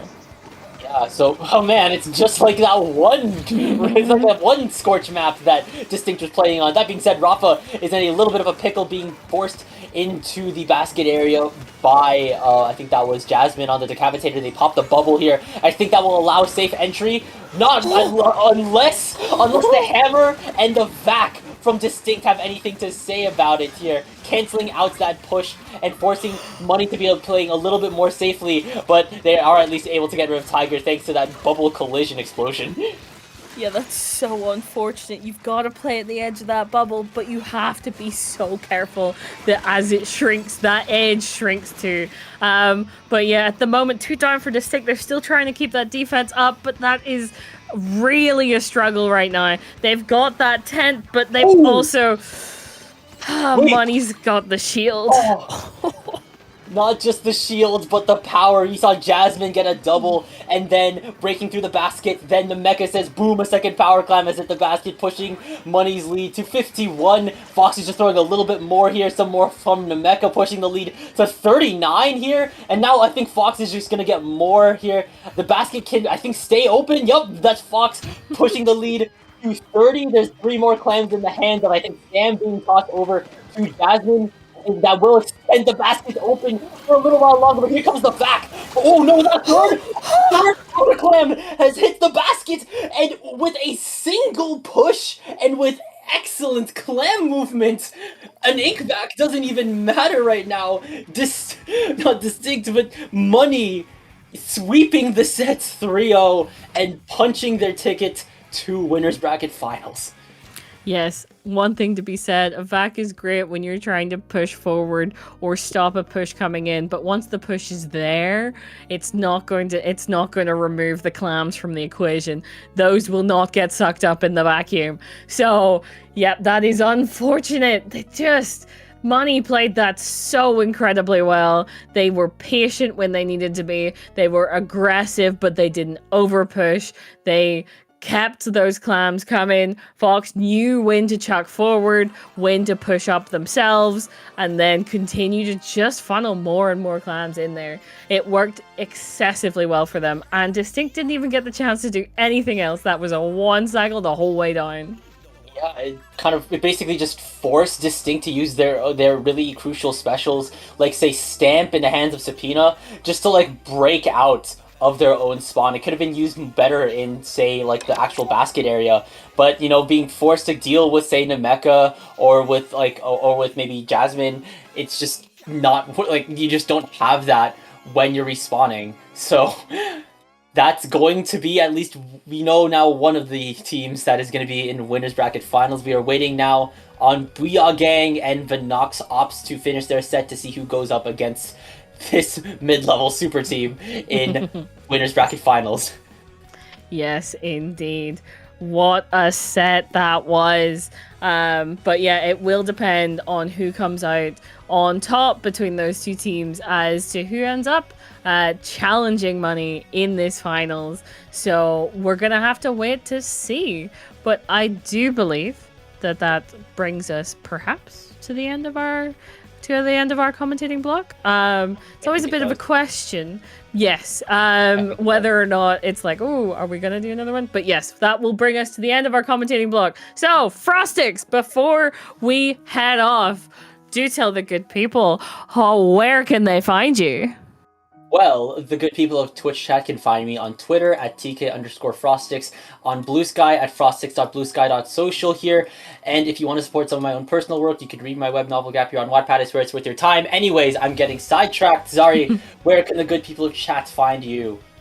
You can find me on Blue Sky at Zarany, on Twitter at SPL Zarany, and on Twitch at Zarany, where we play a lot of games, not just Splatoon. But yes, thank you everyone for having us. We are going to be passing over to 2 new commentators, so do not be going anywhere. The fun Splatoon continues. You do not want to miss out on what is coming up next. So yeah, don't go anywhere.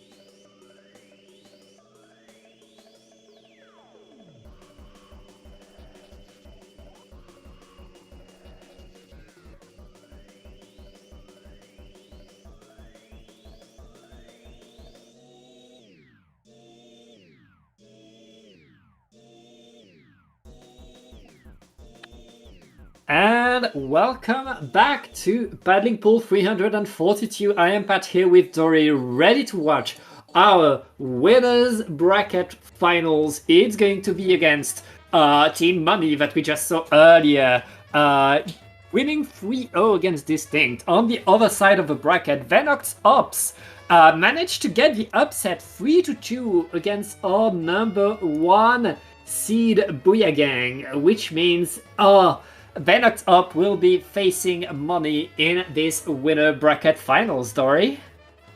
Some really exciting games have already passed. We got to see this thing twice in a row. Love that team. They've been solid. But then the rest of the bracket is stuffed with absolute regulars.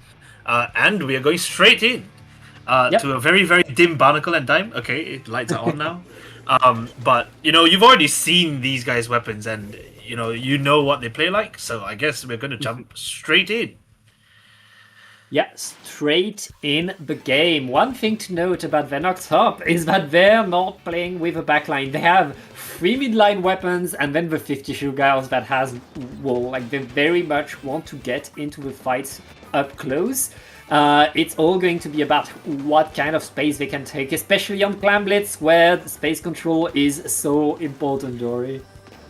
Yes, in this map, you have a kind of really quite tight mid-fighting area. It is always the team fights here that determine, but that's really, really strong from Money. They get an early power clamp and they're going to dunk it just over the half-minute mark. Very, very nice control. Sam with an early crab in a very, very awkward position for Venox Ops. You can't approach someone like that over the glass, and Sam's the only one alive. Gets it below 60. Very nice. That's a nice opening right there by Team Money, getting past the 60-point mark. He's going to give them a bit of a lead, but Venox Hop is in control of the full map thanks to that wipeout, and now it's their turn to prepare a push. They don't have a Super Clam ready, yo. They're still waiting for a Super Clam, and they lost 2 players. Quite the comeback from Team Money, who are now getting the fight back into mid, and Jasmine, as always, so powerful with Blaster. Yeah, Jasmine's Blaster is really fearful, just like someone who knows absolutely all the ranges and all the damage. Had to take 4 taps on that player regardless, but that's just a testament to how good the movement of these players are. Money, again, with a power climb ready, and Venox Ops really did not take advantage of the wipeout they got on Team Money. So you can see everyone just getting into position. They're so smooth and so well practiced. The cooler is down. Yeah, the pencil, there's a Booyah Bomb to stall somewhat, but the jump actually is such a good way to avoid a Booyah Bomb. Players going down on each side, and Team Money with the advantage again. If they can shut out this player, they can put a ball in again. Yeah, Fox is going to open that basket, get punished for it. But still, Team Money was able... Oh, wait, all they did was open that basket. Venox Ops able to defend. There will be no additional points for Team Money, but again, 2 down on Venox Hop, and Team Money already has another Super Clam. It's only the Gao to defend for Venox, and right now, Team Money, I mean, they have control over mid, even though they're not getting under that basket yet. Yeah, it's really strange. It seems like when Venox Ops has a manpower advantage, they take quite a while to get back into mid. They don't move as fast as Team Money do, and they certainly don't feel as confident in their movements. They give up space really easily once they go down, and so when they go into mid like that, and you know how oppressive a pencil can be, they lose players, and then they don't really force the issue. Although, as I say that, it seems like, okay, I guess, yep, I was going to say they looked like they were going to do that, but nah, and it's just Kabi in mid. The Squeezer, still a good weapon, despite the... Wow, nice. Despite the... And I think that's their first power climb of the game, I want to say, apart from the pity. Yeah. Right now, Venox up, able to get a few good splats, able to get some ground. As Team Money are pushed back into their spawn. Sam, with the splash, able to maintain some presence. 2 down onto Venox Up. Venox Up are able to get clams, they're able to get splats, but they're still not able to go in, as Team Money has very effective defense. And as you were saying, the power of a pencil that has more range than anybody on Venox Up is allowing Money to simply delay them, slow them down, and now it's on Money to push forward once again, Dory.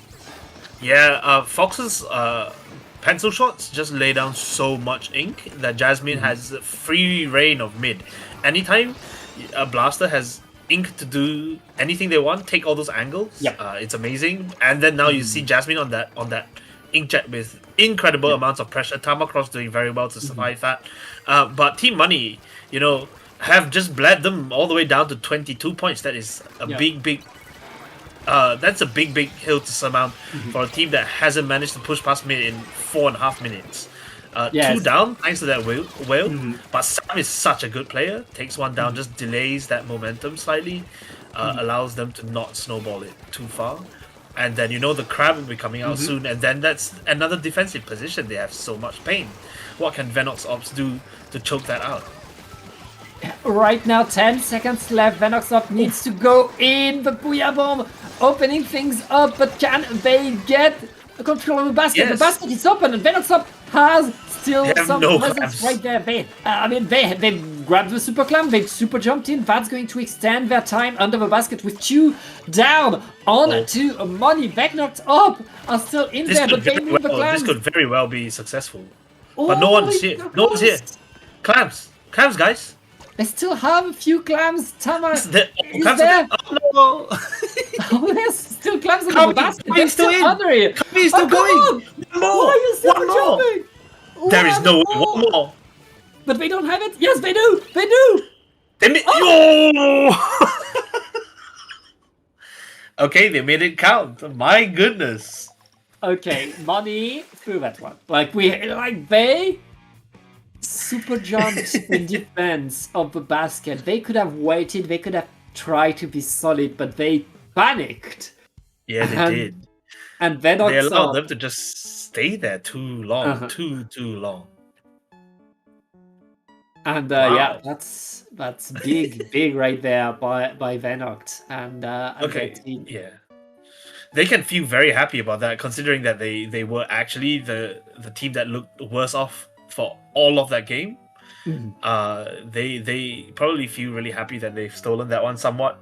But it's up to Team Money to show that they have the raw skill to boss the game. They can boss it for 4.5 minutes, but can they boss it for 5? Yeah, it's a beautiful game. A reminder that in Splatoon, all it takes is one push. All it takes is one single push. You can never give up. You can always come back. And Team Money right there, kinda going in one after the other, kinda staggered in their defense, not expecting Venox Ops to play so well at the end of the game. And being taken off balance. That's all it takes sometimes. But now Team Money, they know they have to take this team seriously. They know they're not allowed to make that many mistakes. And Stop going messing into about. Rainmaker, They have to stop messing about now.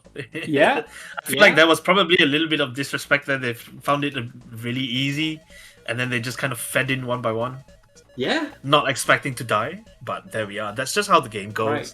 You do Yeah, have to can't respect be- You can only disrespect them when you're not actually playing them, guys. Well, very right exciting, now, though. time is for Rainmaker. And once again, this is the mode where more than any other mode, one push is enough to give you the victory. So very much can't make a mistake. We're not seeing any change in compositions, and I feel like that has to. Oh wait, no, Jasmine switched up the Blaster in S-Blast. favor of the S Yeah. Blast. Yeah, Jasmine on an S-Blast is just a terrifying proposition. It's up to Venox Up to deal with that. They are already 2 down 2. Sam with an early crab. Sam's crabs is so early and just so good in positioning. They take up so much space. Tamacross is going to feel the pressure here. I think overextended there with false confidence from the. Oh, okay, they do get checkpoint here. I thought they might be fast enough. 2 down. They're going to try pushing this on, and just drops into Jasmine like that, which you really cannot do unless you know you're going to hit your shots. Yeah, I mean, Jasmine is terrifying with any blaster in hand, but the S Blast is probably the scariest of them all. Right Very now, nice. Venox with a very nice Zipcaster, able to get the splat on the pencil, and now chasing Sam, but is going to be camped at the landing right now. Venox Up are going to Okay. get the checkpoint themselves, and suddenly the game is tied, Dory. Yeah, the checkpoints probably help to kind of slow the game down a little bit. Not very much on this map where it does seem like just like an endless sometimes. But very, very nice from both teams to get a checkpoint. And now the gloves have to come off, right? Like you need a big push on this.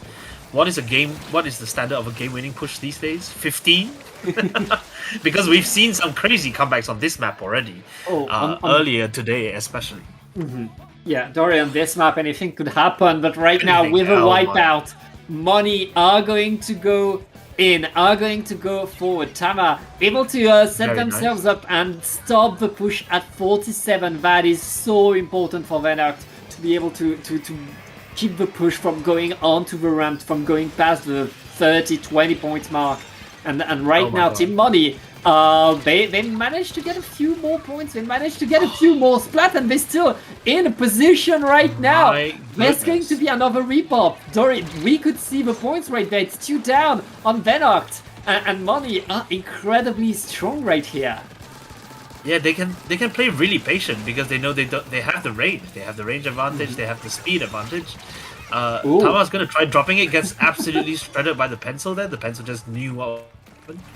And again, you know, this is like it just feels like they're playing a different tier of Splatoon to Team Money, right? Like they're good players, but there's just things that are going to be so obvious. You're going to drop the Rainmaker to the right. The pencil was just ready for that. They got nowhere, and then now they have to deal with all these pressure. They get to reset though, and Carbon being Carbon is already taking lives. Yeah. And right now, that's the Rainmaker being poked, and Venox up, being able to grab the Rainmaker, move forward once again, but losing it even before they get to the elbow. Nice. Sam is going to be punished though, so it's not over for Venox. They're gonna get the repop now. The big question is, can they get through? Doesn't look like it. Doesn't look I like feel it, like they sorry. knew though. They must have known. There's Yeah. no way they wouldn't have cleaned that out. Good try. Could have worked, but not against players of this caliber, I think. Very, very nice gameplay from both sides. Now we go into kind of like your standard stall period. People trading in and out. We just need, I think, with Rainmaker, what often seems to be the difference right at the end is just like a couple moments of brilliance from a team. Either you have one person absolutely pop off and get a triple to break the whole position apart, or you just have something that clicks. Right? And now, how is this Zipcaster going to be used? Well, right now that Zipcaster needs to find its mark, and it's not going to do so. Oh, Wow, the Money Rainmaker dropping stall to the here. side. Yeah, they The know Rainmaker it's stall a here good is so point. brutal. I mean, they're going to the most awkward spot. They know that they can be so No. annoying to their opponent, and with 30 seconds left, they're simply waiting to the side on these grates and keeping the vantage point right there. Fox very much aware of where they can go with the Rainmaker, and they're still getting some ground, Dory. They're still moving forward, waiting patiently. Nice. Oh, the Rainmaker the clock timed out. is going to end it. But right it's now, amazing. just a few more seconds.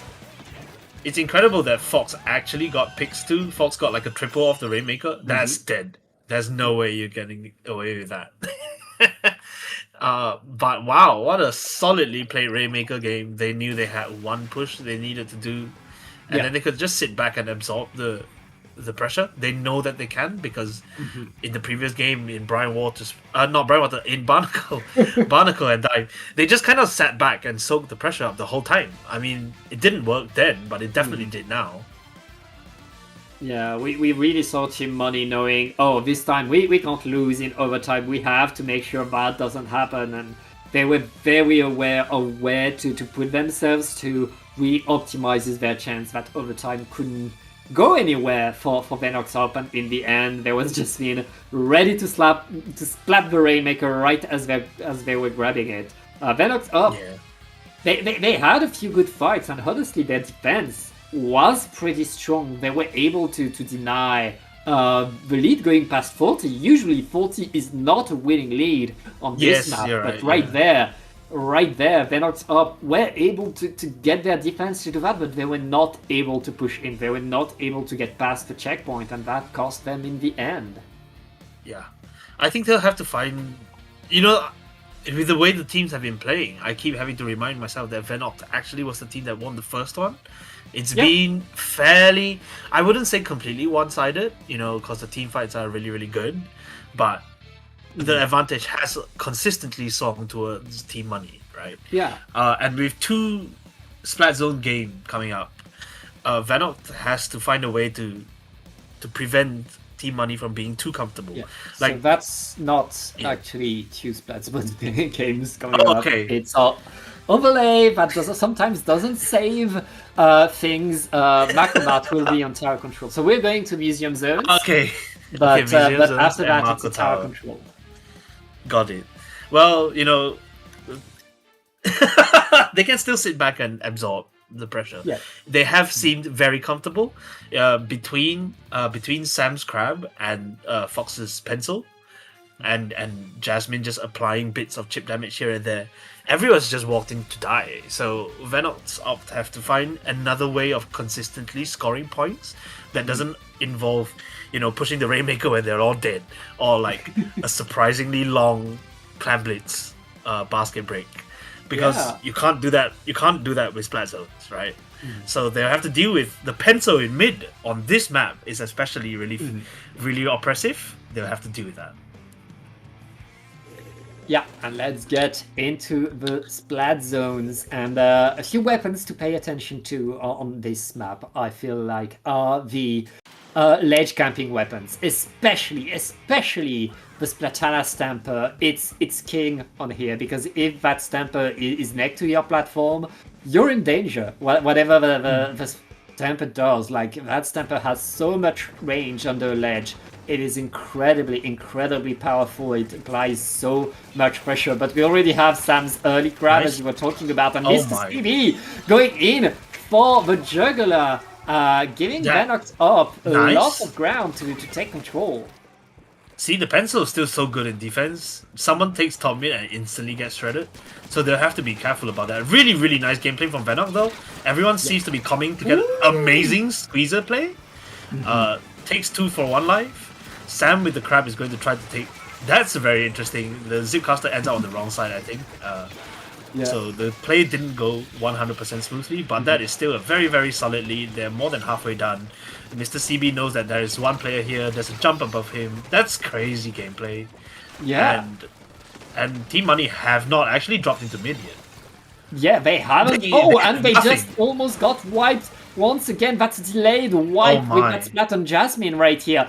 Venox Up in absolute control of this museum game, and Team Money right now. I mean, they need that next push to work. They need to paint the zone right now. They lost 2 players. What's happening, Dory? That's wild. Venox Up woke up. Jasmine dropped left, and 2 people instantly turned around. That was so fast. Jasmine came down with the splat bomb, and 2 people just turned around. They knew they had to take care of everyone, because Jasmine was the straggler that they let. Jasmine surviving meant that they couldn't push Rainmaker just now in overtime. But this everything worked. So they did find a solution to pencil in mid, which was the pencil never gets there in the first place. I mean, Dory, after game number 1, we were like, oh, Venox Up, they had a fluke, they managed to get lucky, they managed to go through. Now, like, we know that was not a fluke, that was not luck, that was Venox Up ability to pop off.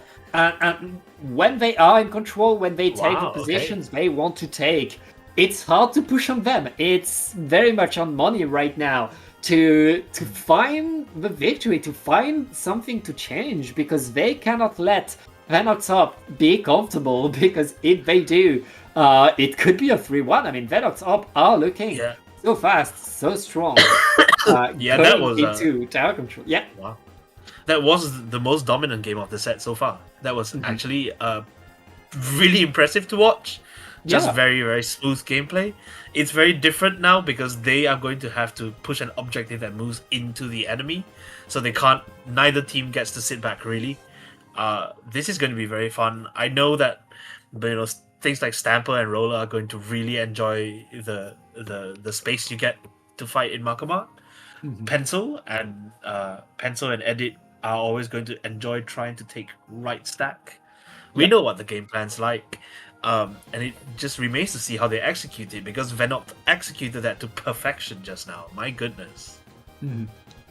Yeah, I mean, once again, you can't let Venox take control of the stacks. You can't let them Wow. find the right spots, deny the presence from the pencil. Money were not able to really form a cohesive group to push together, because there was constantly someone from Venox in the fight, not allowing them to coordinate anything.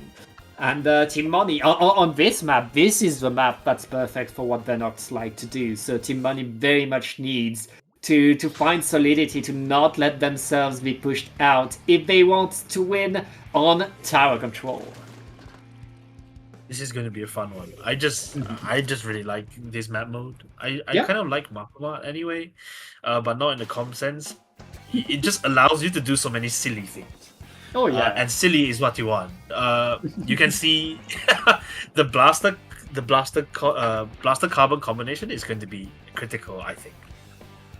Yeah, right there. And you can Carbon, see them I mean, already poking. This is the Carbon map. This is a map where Yeah. where everything is a ledge, everything is a way to sneak your way through. But right now, Venox, they don't care, they don't mind. They are getting splats and they are getting past the first checkpoint already, as they are in spawn. Okay, they're getting splattered in spawn, but Wow. they got through the checkpoint super fast.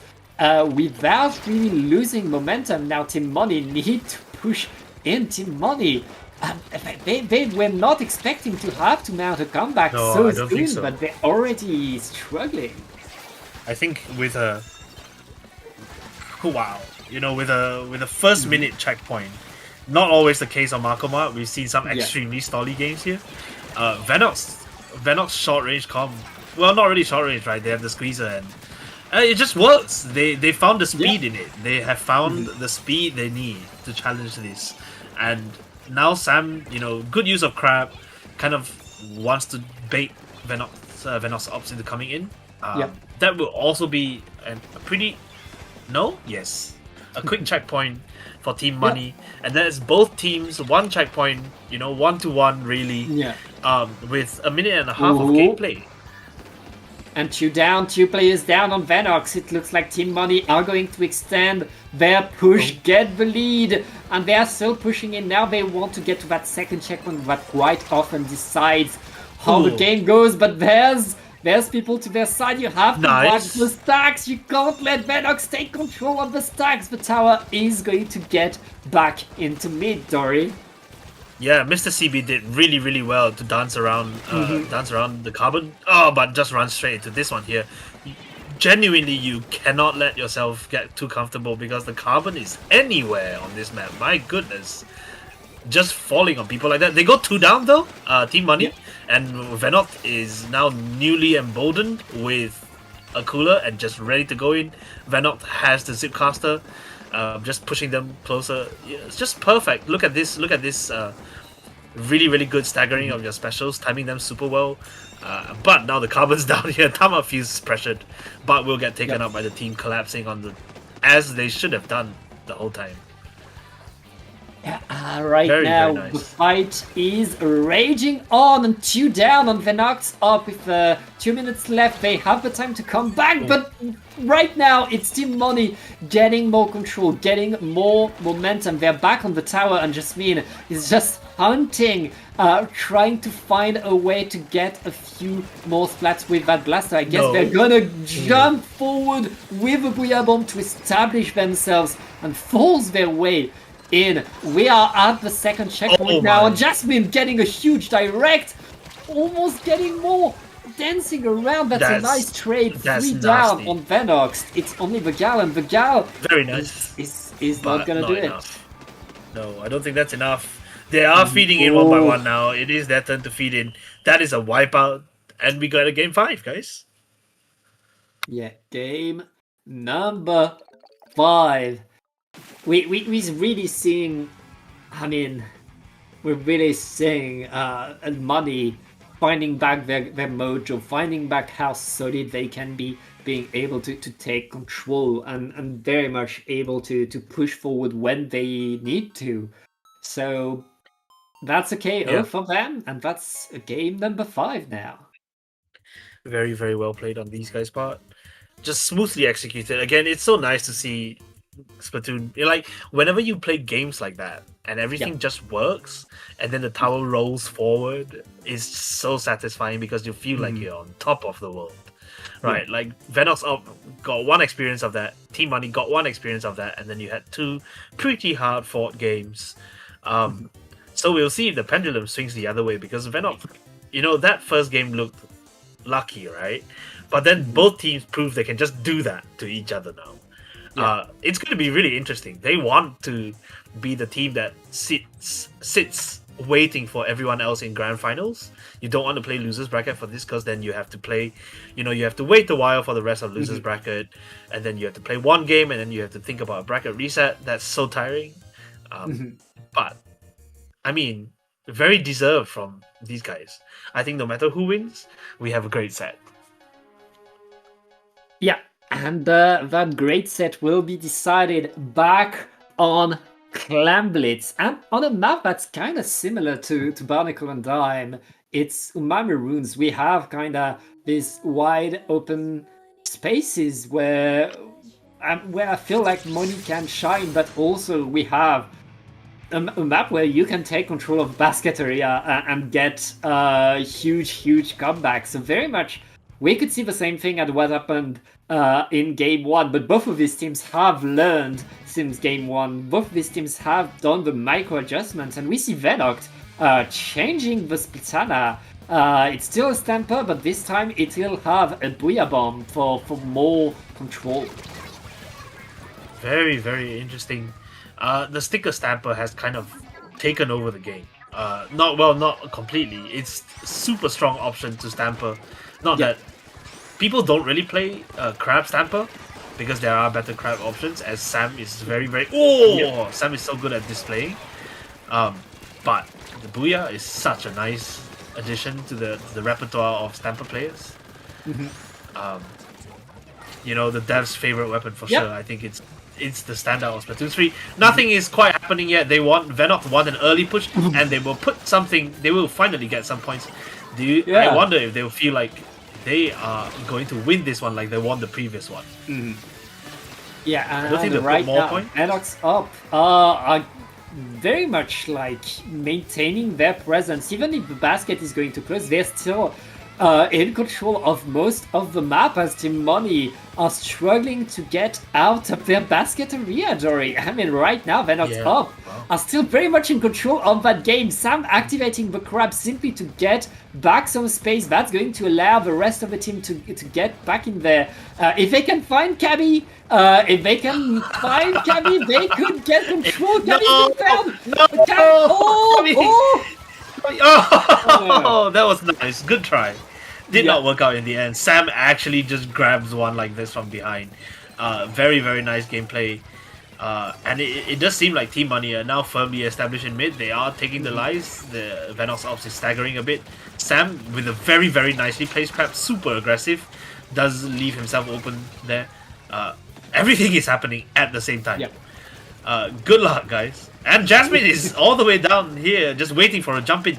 And the jump comes. It will be a score.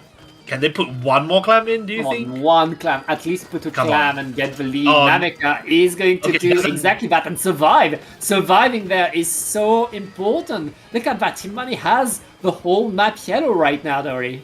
Yeah. I was quite surprised. Namaka going in the middle of 2 people and not going for a kill, but putting two clams in instead. Could have made it really, really hurt. I think they are aware that there is still half the game to go, just under half now. So you want to delay your pushes to as late as possible, while keeping strong control of mid. They won't manage to rescue this power clamp though. So Venox Ops will take mid because that was slightly hasty on Team Money's part.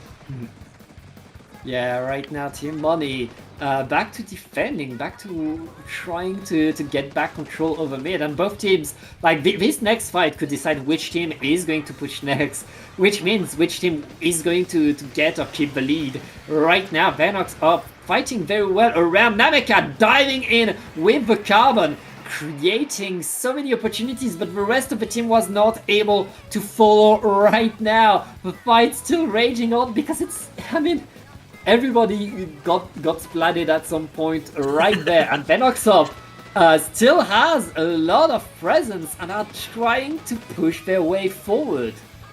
Yes, it's actually seemed like the past half a minute or so was a team fight, but Venox Op has steadily been kind of inching forward. You can see that mid is now almost definitely purple.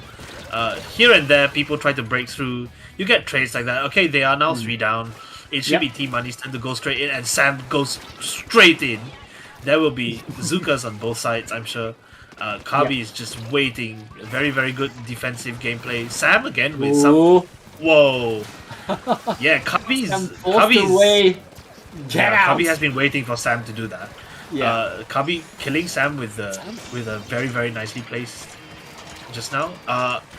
But Sam's still there. Sam got 7 clams in. Suddenly, that's a big lead for Team Money. Going into the last 30 seconds of the game, Dory, Venox Op need to mount a comeback, needs to push their way back in, and their Super Clam just got splatted. That's not what you want to see from Venox. Kabi was hasty there, but Jasmine now taken down. Mr. CV manages to rescue that. They don't have to worry about forming a new clam. They actually can form 2. Good use of Booyah Bomb. I don't think they are aware that... Carbon's jumped out. But this is going to be quite nervy because the Carbon is going to want to just kind of like stay there and make sure they can soak up whoever's coming. Tamacross is so far away, and Mr. CV is just here waiting to see if they can get away with it. They don't, so Venox Op has to mount a direct frontal push, and that's going to be so difficult with the Carbon in mid, taking lives. They are 3 down now. That is a fading prospect, and that will be game because they don't have enough time. Yeah, only 15 seconds overtime in Clam Blitz. That's going to be Team Money punching their tickets into Grand Finals, but Venox called up. I mean, they just showed us how good they can play right there. They got a Game 5 against both seed number 1 and seed number 2. And, I mean, they're very, very strong tonight, and I can't wait to see more of them, but it will be on the lower bracket, Tori. Yes, I mean, extremely well played from them overall. You know, they definitely took their chances and took the opportunities. Getting 2 games against a team like that is no mean feat. And they definitely prove, I mean, apart from that one game where they got rolled, they've shown real strength, I think, to keep the games as tight as they are. We had 3 really, really close games in a set of 5. I'll take that any day. And one thing to note, Dory, is that they just got the respect from their opponent. Right in Sandu chat, their opponent just told them, "Hey, we'll see you in Grands." That's the confidence that they have. But Venox Up is very much like a crap team that they want to fight again. I bet they enjoyed that, honestly. Very nice. I think it's paddling pool, of course, you know, over the past however many months or so has definitely seen regulars winning it over and over again. So it's very nice to see a different combination of players doing that. And I think tonight it's going to be fun for sure. Yeah. For sure, but nothing is completely sure yet. There's still more to play on the lower bracket. We'll take a short break and we'll be back with the lower bracket semis.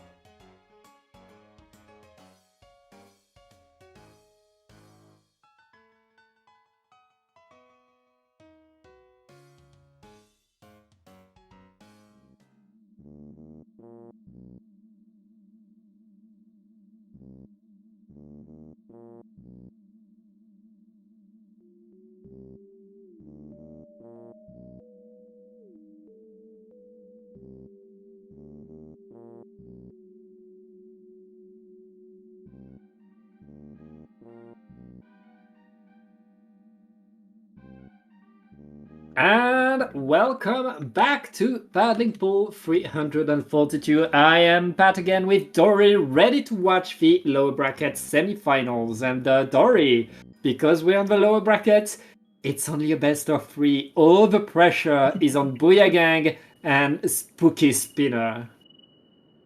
Very, very interesting to see Booyah Gang in this state. They've been dropping games in a way they haven't really, I suppose. It's interesting. They definitely, they have still managed to claw their way into here. So, Yep.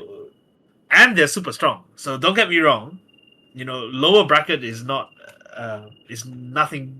bad in paddling pool when it's Yeah. stacked like this all the time.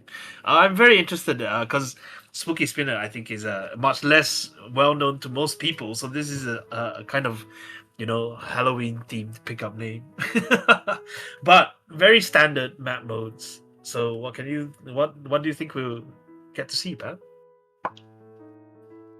I think, as you said, anything's possible. Booyah Gang is still the favorite to win this. They've had a few bumps on the road, as you said, but they're still very much our scene number 1 of the tournament, a team that's very, very strong. Spooky Speeder, they have good players of their own. They are able to create the surprise. They're here for a reason, and you can't underestimate them, especially in a best of 3 where anything can happen so fast. Now we'll be starting with Splat Zones on Hagglefish Market, Dory. Very much a classic of this game. Very much a map where your control is going to decide a lot of the game. And pay attention to Clara on one side and Kit Kat on the other. They have the Jorian, our observer, is playing for Booyah Gang now, I guess. Jorian, you can do this. Come on, Jorian. You have a junior, you're supposed to play. Come on. Wait, cancel the game. Okay, good. Jorian not painting the ground despite having a junior. Shaking my head right now.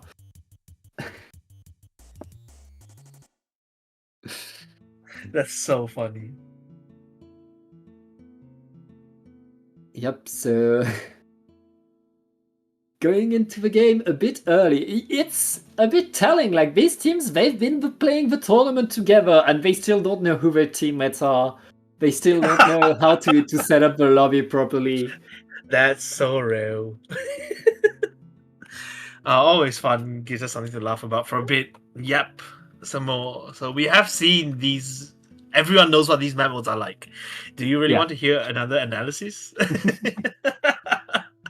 Well, I think Jorian was right to bring the junior there because bubblers, they work well on here. If you put a bubbler next to the zone, you get the zone. That's so true. Oh man. We should see more junior gameplay. I unironically think it would be such a fun addition to the map. Like Bubble seems to have fallen off completely, right? Like it used to be so strong, and then it got buffed recently, but it hasn't seemed to bounce back from where it now currently languishes deep in the bowels of the metagame. Dory, the thing is, like, Bubbler is still good, but we've seen better and better Booyah bomb weapons, which is not good for Bubbler. Yeah, that's true. And okay, fun. I love the heavy splatling gameplay. I think there's like 2 players who play at this level, right? Like there's Clara and there's V Heavy, and it is so much a part of their personality. I respect them for this.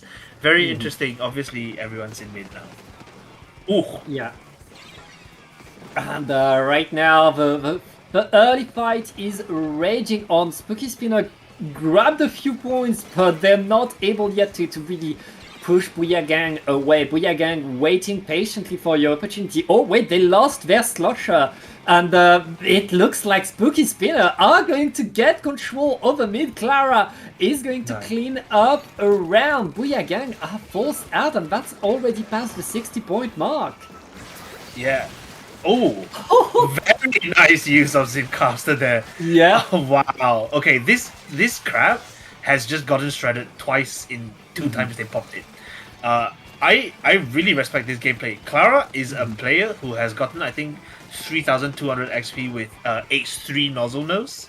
So Yeah. you know they know how to play funny weapons. Lovely, lovely. But Booyah Gang finally managed to put some points on the board. You know, they were bleeding out so fast it looked like a KO, and now they've stopped the rot. Yeah, I mean, that was a monster opening by the Spooky Spinners right there, getting to 17 so early in the game. Now it's Booyah Gang being in control. They need to match that. They need to match that kind of defense that Spooky Spinner had. And right now it's looking like Booyah Gang are able to very much stay there. Oh, wait, Rusty going in with the S Blast, almost surviving the Kraken. That was enough to give the zone to the Spooky Spinners. Yeah, they actually don't manage to cap it here. The crab doesn't get shredded now, which is nice, and they finally get some. They finally get to cap that. Very, very good use of Booyah Bomb. Actually takes that out. Just at the end as a final lovely parting message. Yeah. But Booyah Gang still hold on to the zone here very solidly. Yeah, right there. Booyah Gang still in control of the map. Their penalty was applied, they were kind of pushed away, but they're still able to keep themselves there. Now, another Zipcaster is thrown. That Zipcaster has been so important for the Spooky Spinner. But right now, it's not finding the mark. The rest of the team, though, managed to get a few good splats. It looks like Booyah Gang are going to see their penalty applied once again as they're forced out of the... Whoa! 3 down. They're back in there again. That was so fast. What happened there? They just all died. And pencil happened. Yeah, pencil happened. And yeah, the pencil is now pushing forward. Even though the pencil was the only player left alive. I guess they moved in too fast and just fed. But that was such a quick flip. Could have been for applying penalty. Oh, but it's not over. Another flank from the Spooky Spinner to get back control over the zone, but they lose too many players once again. Each time we see Booyah Gang holding the zone, getting more points, and Spooky Spinner going in and applying penalty, but losing players. Now, can they get control? It doesn't look like it. Very nice splat by Acer right there with the crab tank, and that's Booyah Gang taking back control over the zone. Very, very good gameplay. They've been swapping it back and forth, but now that Spooky Spinner has, finished their one big push, every time they hold the zone, they only hold it for like 10 ticks or something. Yeah. They don't seem to be able to accept the same pressure as they once did anymore. Booyah Gang are definitely mentally ready for that. And you see all the specials they're just so much better protected now. So even though Spooky Spinner is... Oh! Good games. Wow! Nearly got away with that. That's this an might be unfortunate huge.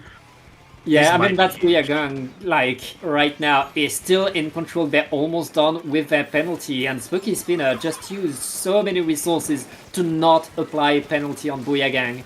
That is rough for them. Booyah Gang right now waiting for the push in. They know they can hold. That Booyah Bomb is the last-ditch effort at denying the lead. It's not going to be enough. Now, Booyah Gang are holding. Booyah Gang are still in control and are going to get the KO for this game number 1. Yeah, wow, okay. So it's a case of, you can surprise your opponent right at the start, but then you just get you feel the rock slowly rolling towards you, and it almost seemed like there was nothing much they could do about it once Booyah Gang managed to protect their specials properly. The strikes were there waiting for the final.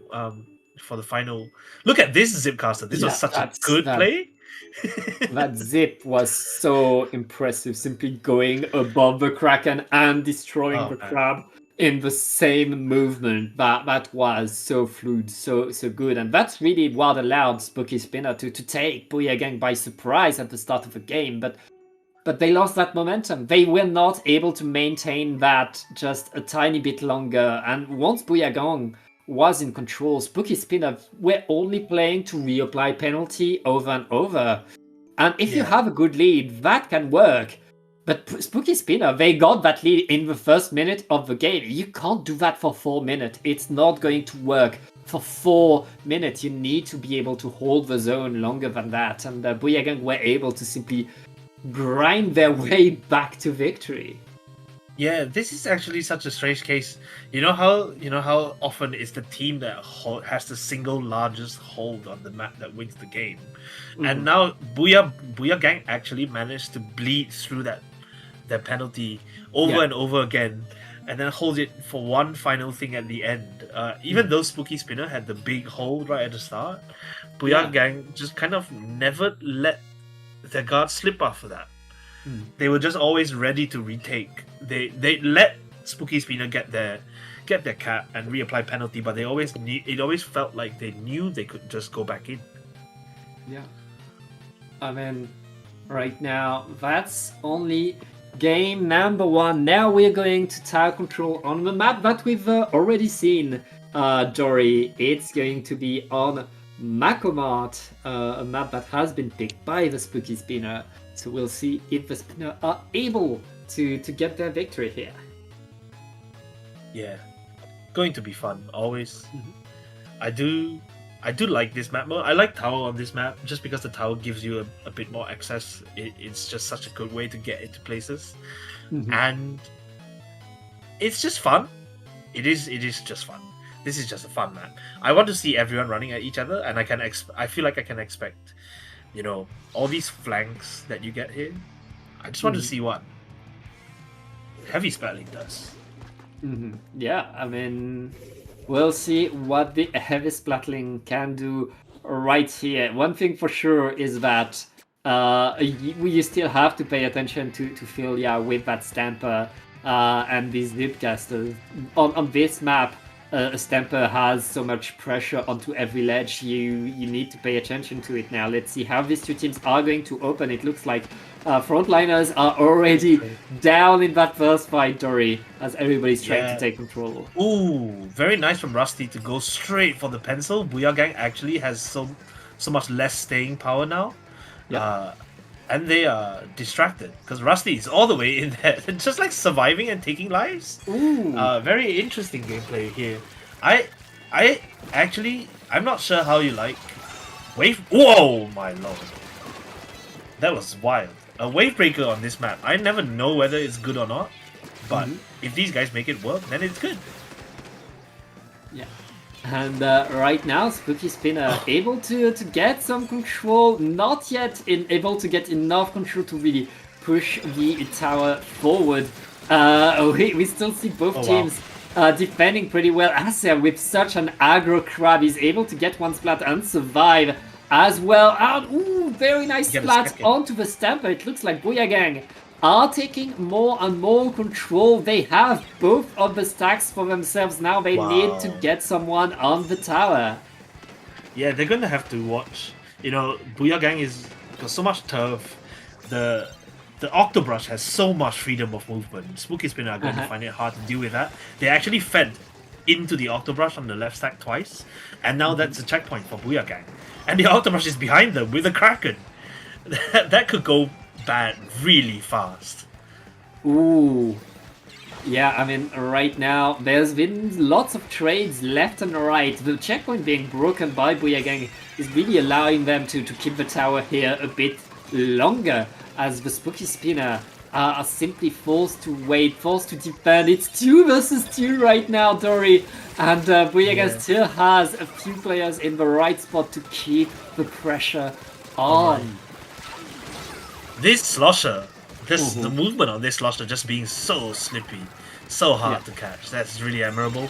But at the same time, everyone is moving super fast, of course. With Cooler especially, when someone disappears out of sight, they are gone. And so it's down to Spooky Spinner. You have to paint.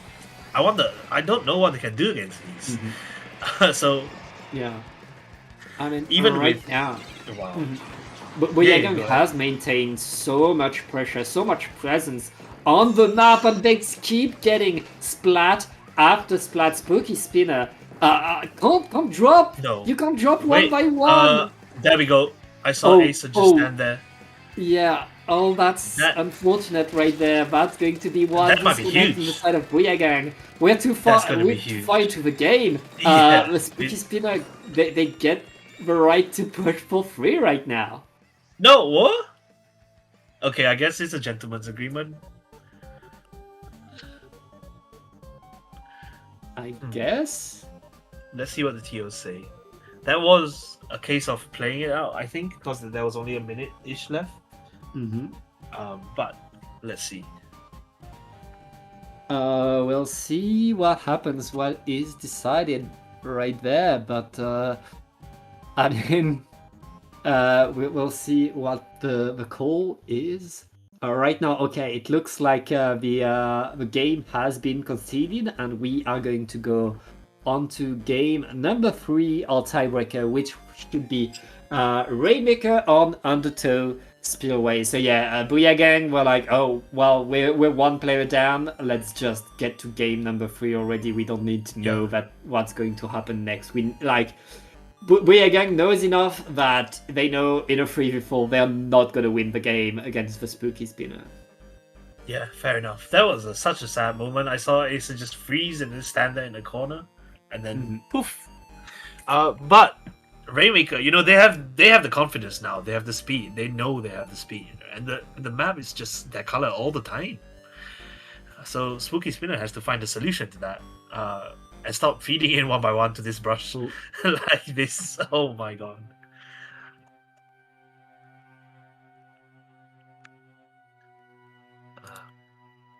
Everyone seems to be back in the lobby now, so we'll just Yeah. wait for the Okay. players. So there's discussion happening in chat. We'll see what comes out of it.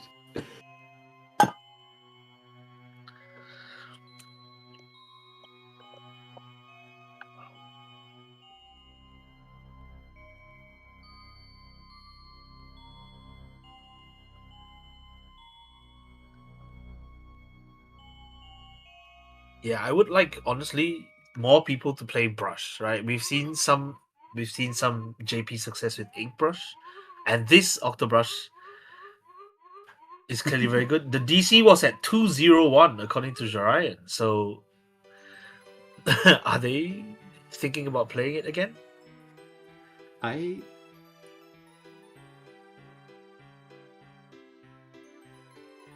It's a game 3? Okay.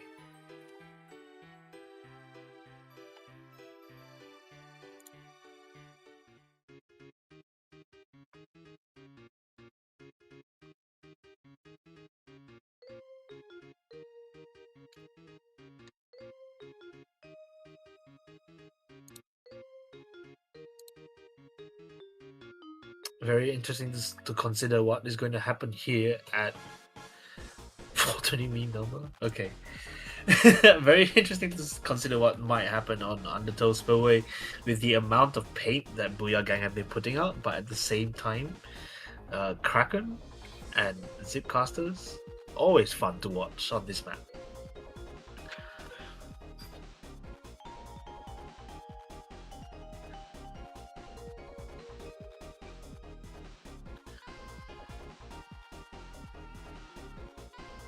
All right, so we've gotten news from the TOs, and yes, we are going to game number 3. It's 1-1 between Booyagang and Spooky Spinner, and let's get right into this game of Rainmaker. So Booyagang, their player got back in the lobby real soon, so not too much of an issue. Hopefully they don't disconnect again, but yeah, we'll see. We'll see how it goes. Yes, everyone's just ready up. Nice change. I was just talking about Crab Stamper. That is fun to watch. I think it's a great weapon, underplayed, especially with Ink, with Toxic Mist. This is a good Rainmaker option. Clara with an early grab will manage to avoid that, and then early dunk. Very nice played on Spooky Spinner's part. Yeah, right now. Ouch. Very and tense between these two teams. The Spooky Spinner are on fire right now. going in. It's 2 down on Booyagang, but Mox is able to get the splat on the Rainmaker to slow down that push. And now with the Kraken and the strikes, it looks like Booyagang are able to kind of save what they have, keep the game from... Oh, Wow. wait, never mind! The Let's go. Crab Tank! You were The saying people were ballsy- not playing Crab Tank's tempo. I guess we are, and it's working. It is working. The honestly, does anyone even know off the top of their head what Heavy Deco has? Like, that is such a good play. Clara being so aggressive in front was great, and it's down to 19 Yep. in a minute and a half. I mean, that is a commanding performance so far. And the Splatlings and the Crab just put out so much popping power. Booyagang are finding it quite hard to cope. They grab it, they get it down to 6. Chipped just going And the forward Kraken in here. there. The Kraken to try to get the repop. They have no. 2 players right here, No. Clara, going in there. They're at 1 point. And Spooky Spinner are still under there. Spooky Spinner looking to do the impossible right here. Booyagang are simply crumbling. Not knowing what to do. They'll be able to survive that Okay. push, but now Booyagang, they know the deal. They know what they need to do. They need Wow. a KO. Yeah, they need to knock this out. Spooky Spinner have taken the chance they have, that 1 life, and they've run with it. This is their tournament life now, and it's their game to lose. Spooky Spinner caught in a... I think they're going to have quite a bit of trouble fighting against, defensive Crab, Heavy Spatling, and this Kraken. Oh my! Kraken taking lives! So, wow. Just amazing gameplay from Clara all around. Yeah, and Just- Dory, this is what we saw in game number 1, where the Spooky Spinner got a huge first push, a huge opening, and they knew all they needed to do was to delay the other team from going in. Except the big difference here is that points don't compound in Rainmaker. Booyagang needs to get a bigger push, needs to get even further than Spooky Spinner, and we haven't seen them do that yet. They need to go once again, and Spooky Spinner No. simply throwing 1 special at the Rainmaker to stop it. That's all they need to do for the rest of this game, as Booyagang is trying to take control. Very, very nice gameplay from Booyagang to take just an advanced position really on, but then the Kraken is out, and Booyagang are finding it really, really hard to push forward when everyone is just running at them. Clara will actually manage to survive here and pop the Rainmaker. Amazing gameplay. I am in awe at this Kraken movement. Because after the Kraken disappears, the Heavy Spelling is such a slow weapon, and somehow Clara gets away with it every single time. Yeah, that's Okay, a great 3 player down, for you. though. All 3 down. Acer could have at least the checkpoint, and there's a lot of ground covered by Booyagang, but they lost 2 players. They still have the specials. They see the Kraken is deployed. Kraken is Kraken once again No, getting the no. punish. Huge there. And I Acer there, trying to survive, but they... Doing what they can, but Booyagang got the checkpoint. That's already a big step. But with 30 seconds left in the game, Spooky Spinner have control of the Rainmaker, and they know they can play the clock. They know they can simply stay here, wait a bit longer. Clara standing right there with the Rainmaker, hoping that everything goes okay. 15 seconds left, and Booyagang were able to get the splats. Now they have 1 final push. Yeah, I'm surprised that Clara chose to drop and make a mini push of some sort, because it effectively reset the Rainmaker for these guys. Yeah. If Clara just stayed in the corner, it would have been like your B rank anarchy strategy, but it would have worked. Rusty dies, we and go. that is the end of semis. Yeah. Semi-finals will be won by Amazing. Spooky Spinner. Huge comeback, and I mean that was a monster opening by Spooky Spinner, getting that Rainmaker almost to a KO. We saw Booyagang not ready for it, simply not in the right defensive position to stop it in time. And Spooky Spinner bringing in the spooking season already. to our paddling pool, which means they're going to the lower bracket finals. Very, very well played from them. Of course, took a little bit of luck, but there we go. You take what you can get, and they got that win. That pop killed 2 people on the top. That's wild. So unfortunate. Oh man, they actually pushed so hard here. They found one small advantage and absolutely took it straight home. My goodness. Yep, and that's the game, which means our lower bracket final will be Spooky Spinner going against Venoct equals up. We'll see that right after this short break.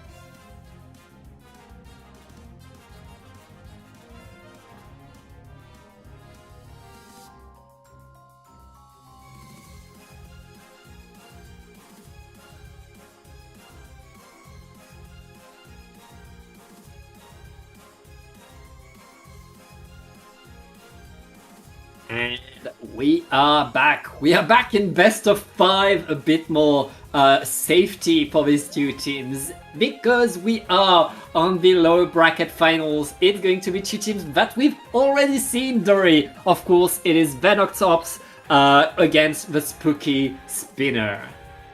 I am just excited to watch these 2 teams run at each other.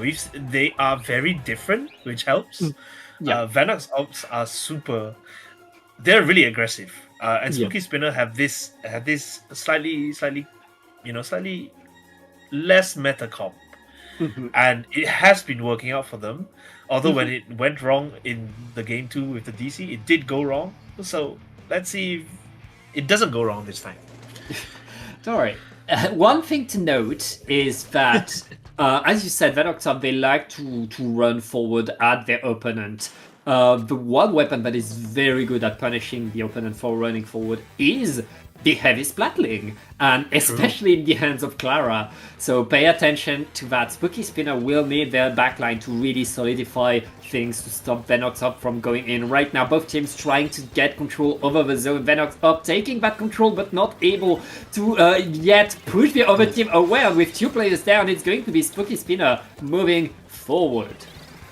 Yeah, not just 2 players down, but Venox lost their cooler player as well. Resources they have to push in, where Spooky Spinner had the luxury of defending on cooler. I did want to say that oh, nice Trizuka. Yep. Filia actually gets to trade there as well, so it's just 1 player left. Rusty staying alive. Yeah. And that will be the thing, the zone flipping.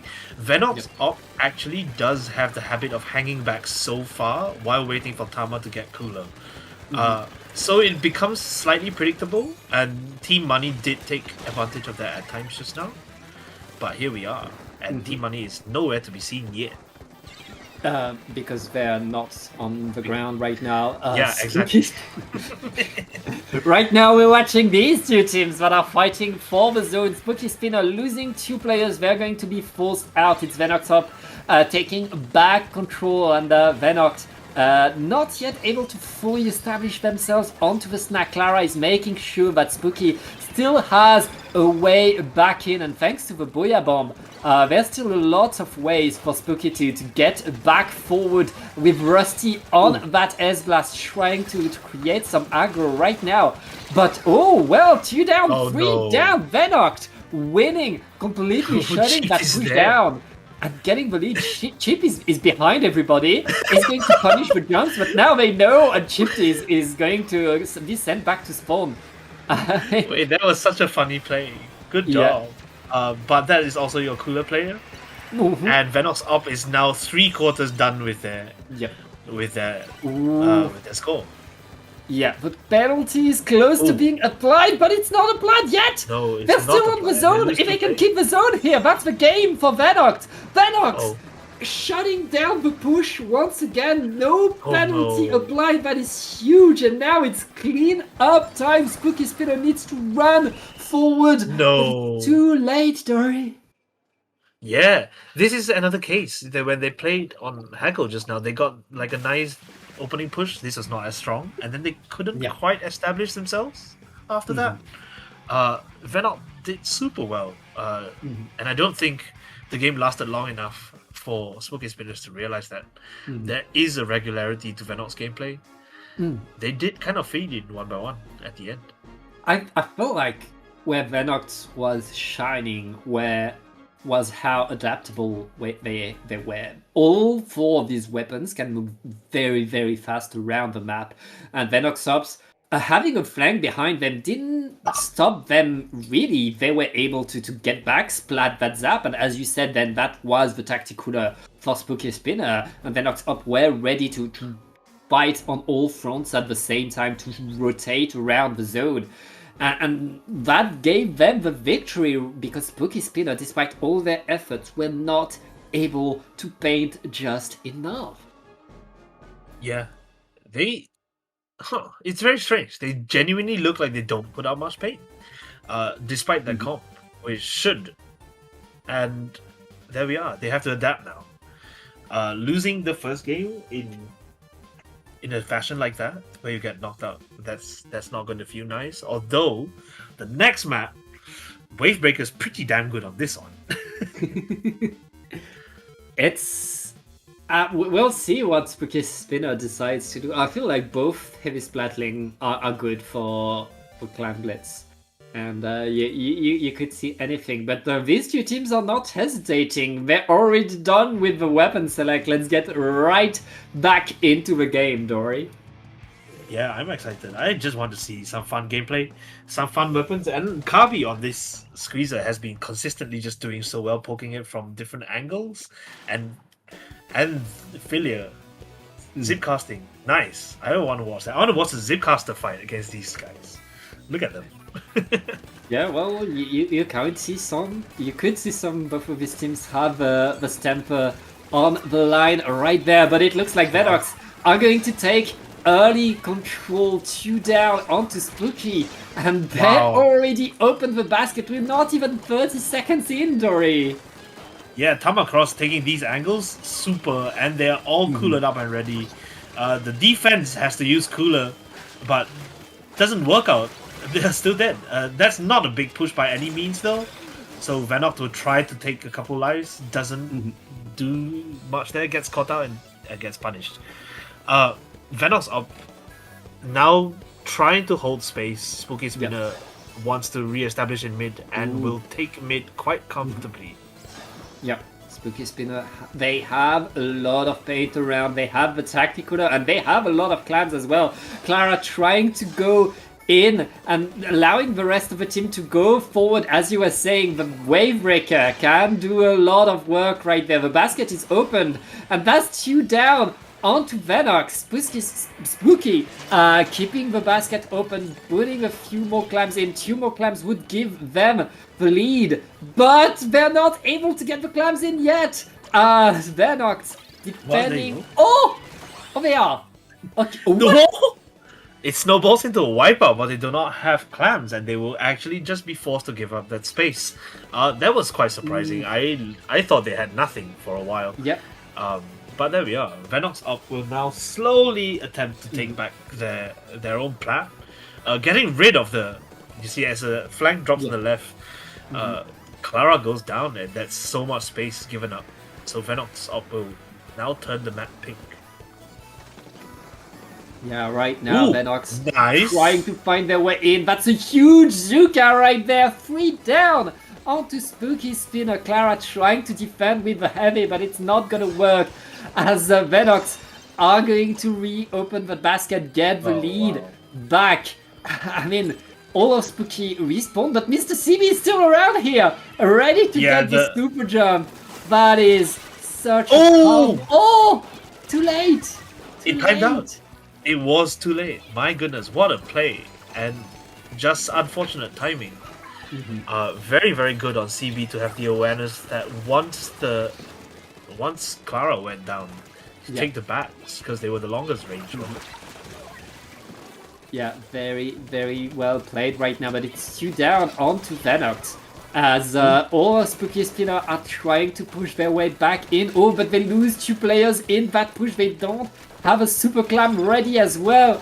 Venox up are back forward, getting more clams, preparing a push of their own. It's surged back and forth right now. Dory, and the splats are still coming. Yeah, it's a massive team fight in mid. Specials coming down, you know, there's no synchronization here. It's every player for themselves.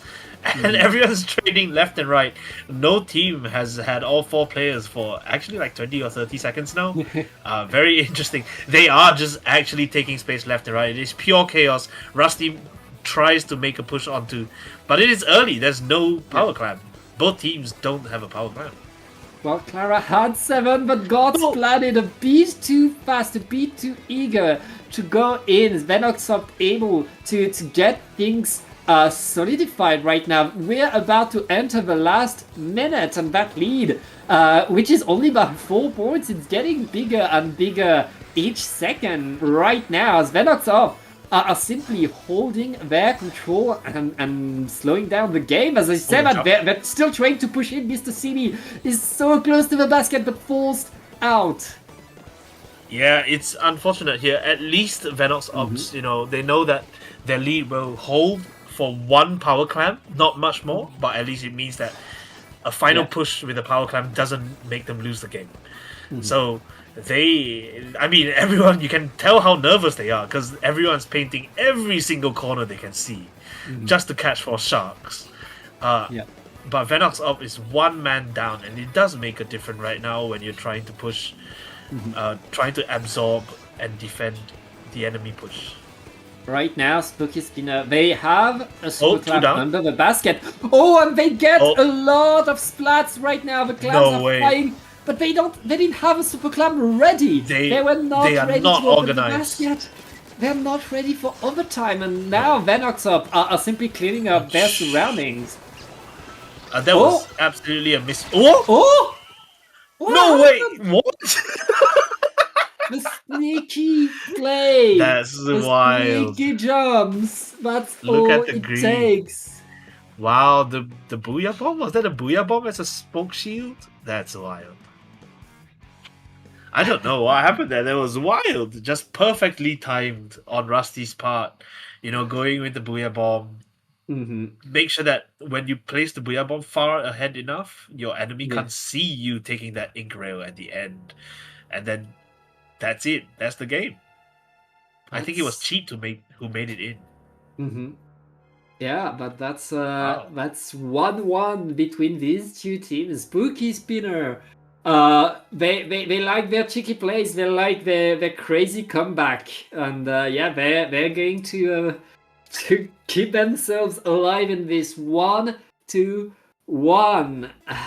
Big one, but yeah, we're now moving on to tower control. And the team that wins this gets the match point, so a lot on the line for Hagglefish. Yeah, very, very nicely played there. Just the perfect definition of a heads-up play. You know, get it right, do it, and once right at the end with just the remaining clan jumping in right into the middle of your enemy and they are confused. That's such a fun play. That is the peak Splatoon right there. We do go to Hagglefish. Ooh, Booyah Stamper now from Venot versus Vanilla Stamper. That will be interesting. Yep. I mean, all the Stampers are good. All the Stampers are powerful weapon that can command their presence on the battlefield right now. Already a splat onto the gal by Spooky Spinner. And Venox are trying to get some bait around, but it looks like Spooky Spinner have a bit of an advantage already. Yeah, we actually have seen all three Stampers in this set and the previous set. So there we go. That's a good weapon, guys. Very, very nervy fight in mid. Neither team with a firm advantage yet, but of course it's early days. Venox Ops wants to go in and get that. Would be a useful Trizuka if it finds someone, and it doesn't. Clara walks in. Everyone has to back off. There's so many auto bombs. Wow, there's so many chickens just walking around. Those can be really, really distracting, and having to keep track of so many of them is actually just a mental toll. Stamper fight. Yeah, right now Venox getting a lot of presents again thanks to that Stamper. And getting the splat, that's the Stamper power. Only Stamper can do that, and that's why you want to play Stamper. But that's going to be a wipeout by Venox Ops, who are getting the first checkpoint for free thanks to that. Very, very nicely played there. That Stamper ledge kill on the Booyah Bomb, that's just nasty, right? Like, that's so rude. But that is absolutely a thing you can do with Stamper. And it opened up the game so much for Venox Ops. They get this checkpoint, they're pushing on the second. Much more difficult to defend, but everyone from Spooky Spinner seems to be out of position. Like, look at that. Oh, the Zipcaster saves it, actually. Nice.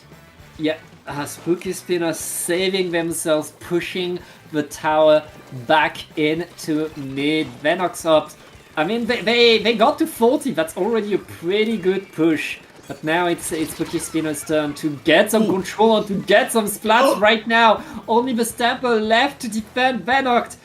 Pushed away, forced to dance. Nice. That's delayed wide by Spooky Spinner, who now activate the Tacticooler and are in the right positions to get the checkpoint themselves. That's a defensive Booyah. It will probably be thrown straight at Tao. Oh, no, it's not. What was I looking at? There we go. That's a really nice play from Cheat. Just very fast in. And the aggressiveness on this Zap, just amazing to watch. It's so often you see Zap just sit back and paint. Very nice from Philly to survive that Booyah too. And they are going to get back on the tower, but the push seems to stop there. Oh, it does not at all. Oh, the fight is still raging. Okay, Clara being like, oh, we have the lead. We have our control. Let's get back the fight into mid. But the Stamper didn't get the medal yet. Still there. Wait, they're still alive. It's crazy. Okay, finally they managed to clean up properly. They can now all look in the same direction again. Yeah, and Venox are pushing forward once again. They don't want to waste a second. Tactical are deployed. Oh, all the specials are thrown forward. Venox up looking to get onto the checkpoint, but the defense by Spooky Spinner is going to be enough for now. Very nice splat as well by the Wave Breaker, I think. That's Venox off. Struggling to push in, not able to get that second checkpoint, and that's Spooky Spinner in the last minute, still holding to their lead.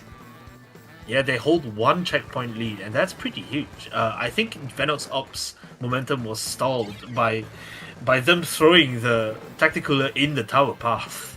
So, unfortunate, but there you go. It does make such a difference in critical moments. Spooky Spinner are actually staying alive, and they have 2 specials with which to fight. So, that is what they have in their back pocket to deal with Venox Op, as they have to soak in this pressure now.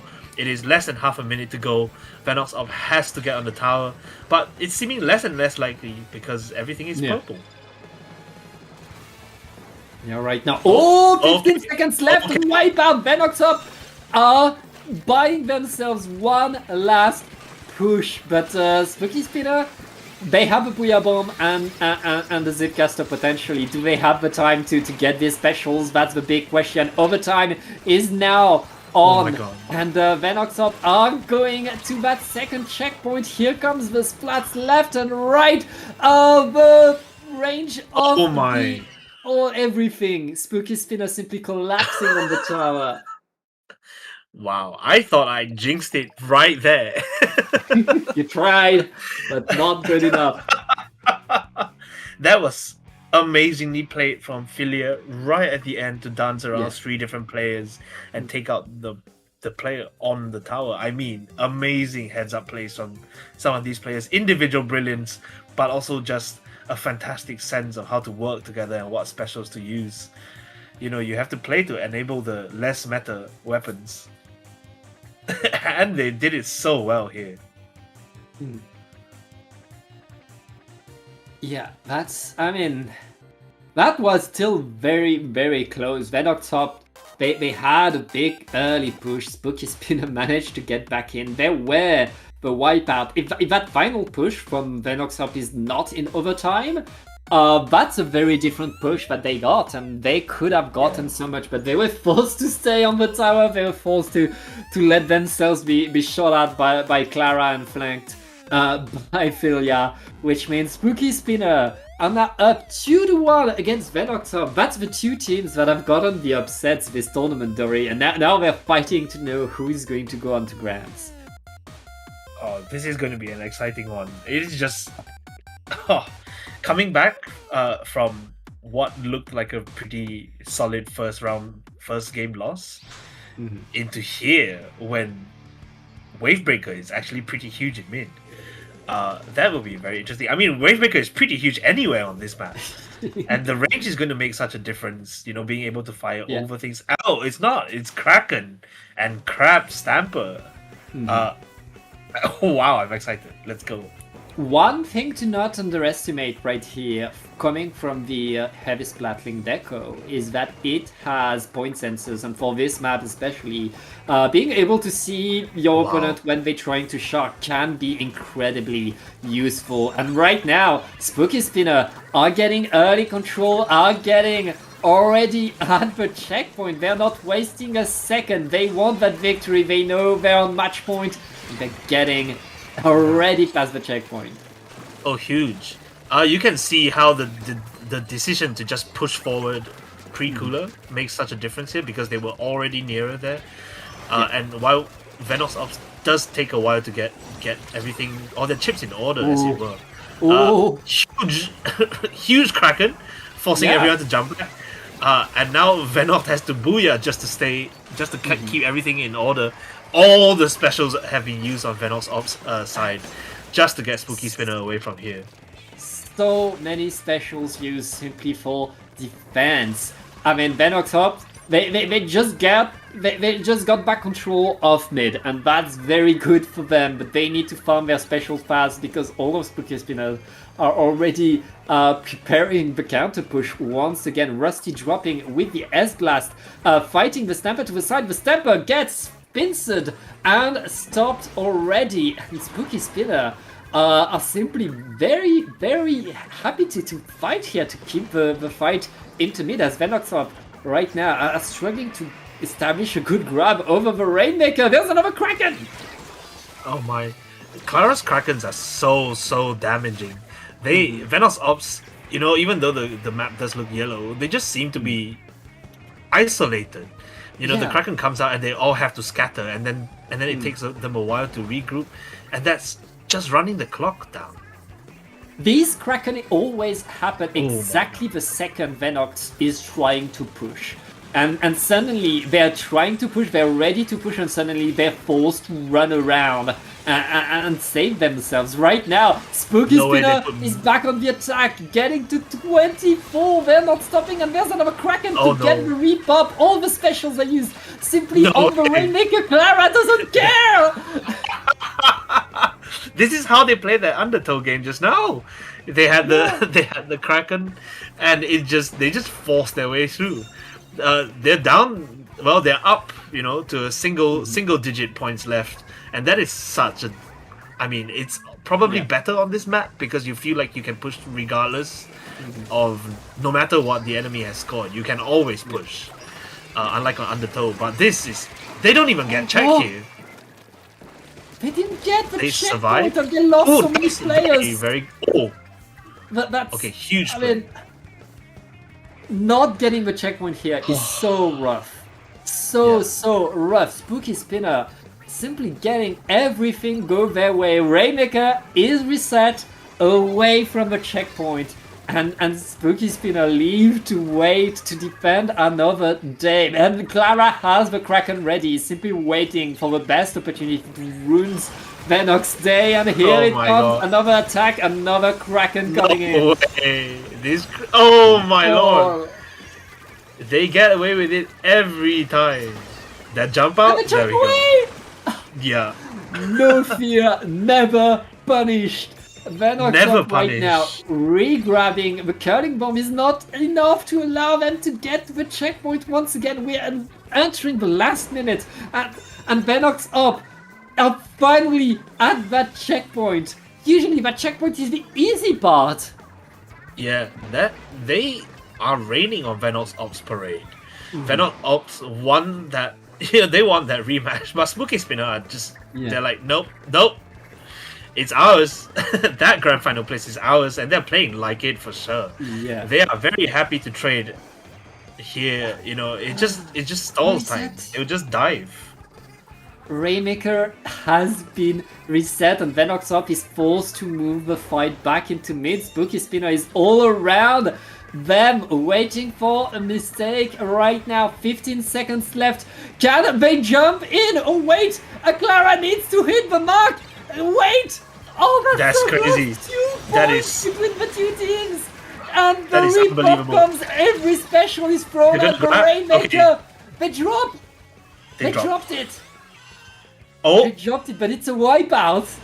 It's a wipeout. drop is but successful. Rusty actually might Rusty manage now to defend this. going in. No. Oh, Wow. Okay. what a game! What a game. They nearly got away with that.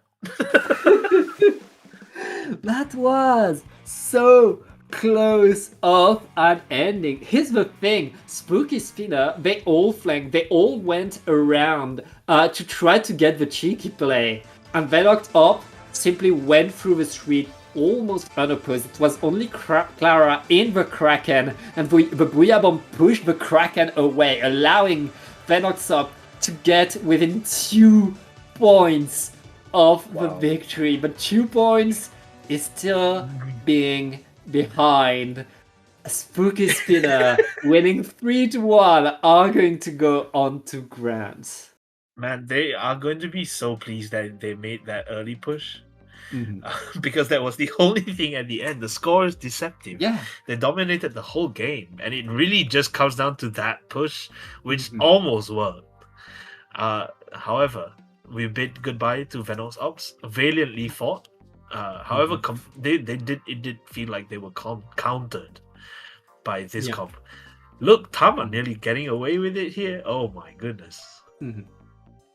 Yeah, I mean, their playstyle was very much countered by what Spooky Spinner were able to do. That's part of the game. You need to adapt, you need to be able to switch things up if you want the victory. Right now, our grand finals will be Team Money going against the Spooky Spinner. We're going to take a short break, set that up, and we'll be right back.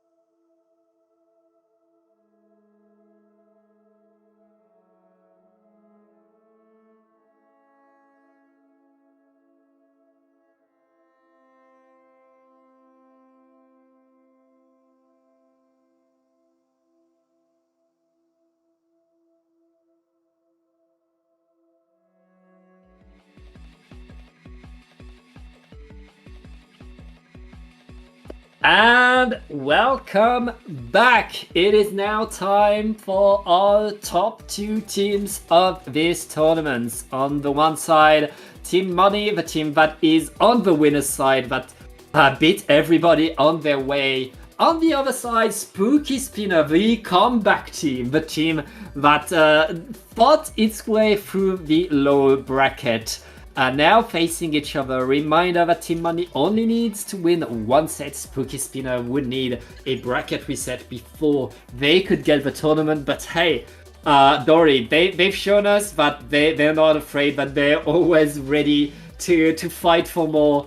Now we'll see how these two teams fare against each other. Yeah, they haven't played each other in bracket, so this is a new matchup, right? It's gonna be interesting because Money just runs straight at people, but Spooky Spinner is very, very good at absorbing that up. I mean, we've just seen them play tower control on Hagglefish, and they did such a good job of it too. I mean, it's just, I'm really excited for this matchup. I want to see the S-Blasts play against each other as well. You know, Jasmine is super good on that, but Rusty has not been Rusty. So, it's just good. We're locking straight in grand finals. Welcome everyone to Paddling Pool. We have 7 players. And I don't think Nameka is going to come with a red pencil. That's like 2 red pencil and splash. Hey, that paints a lot. Paint is not that useful in tower control. Well, we'll get it right again. Yeah, well, that's an early reset. They disconnected before the game started, so it doesn't count. Yeah. Yeah, so we'll be right back.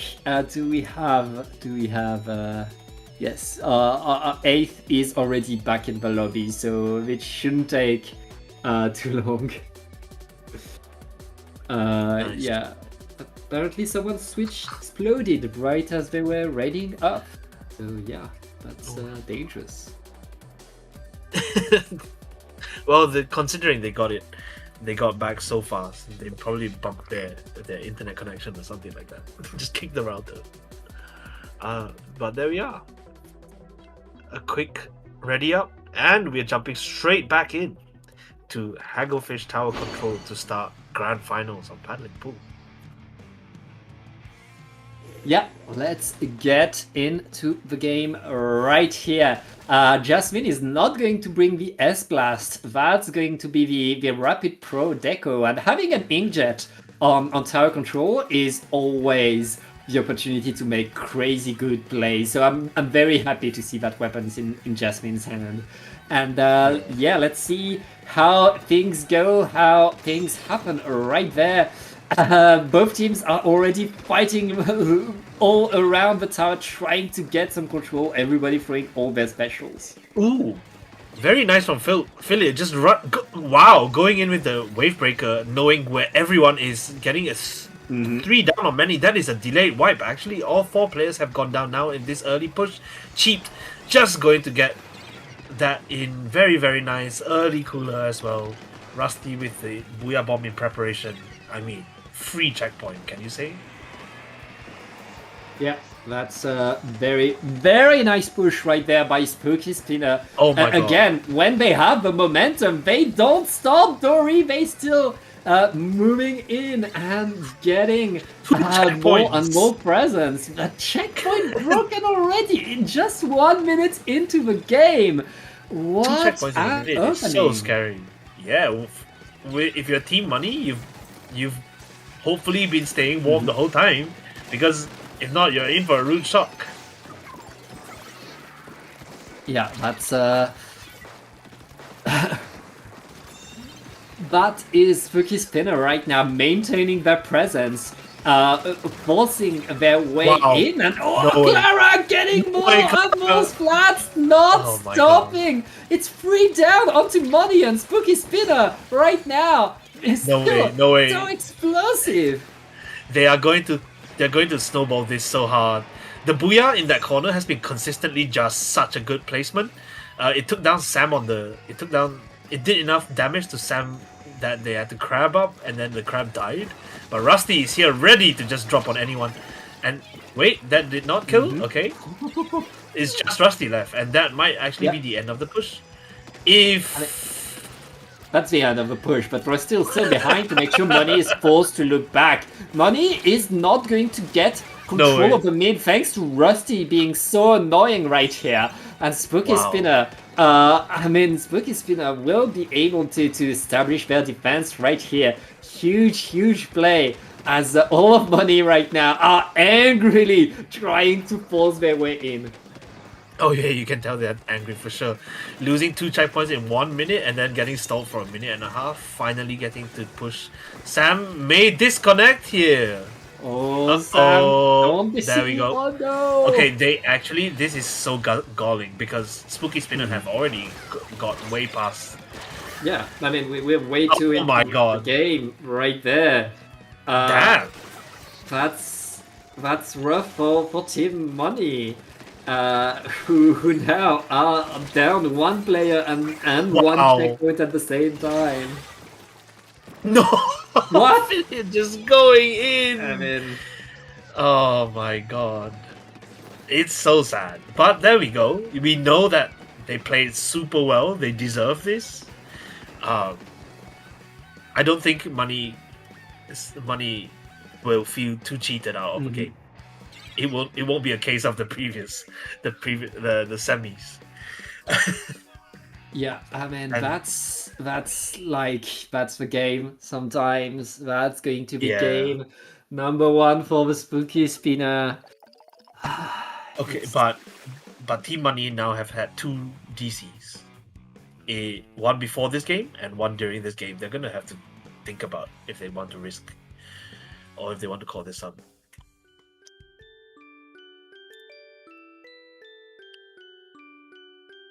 Yeah, I mean, kinda rough for Team Money. That's rough for them. Spooky Spinner. I mean, Spooky Spinner played that incredibly well. That shouldn't remove for what they done. They were in the lead. They were taking control. They had so much momentum.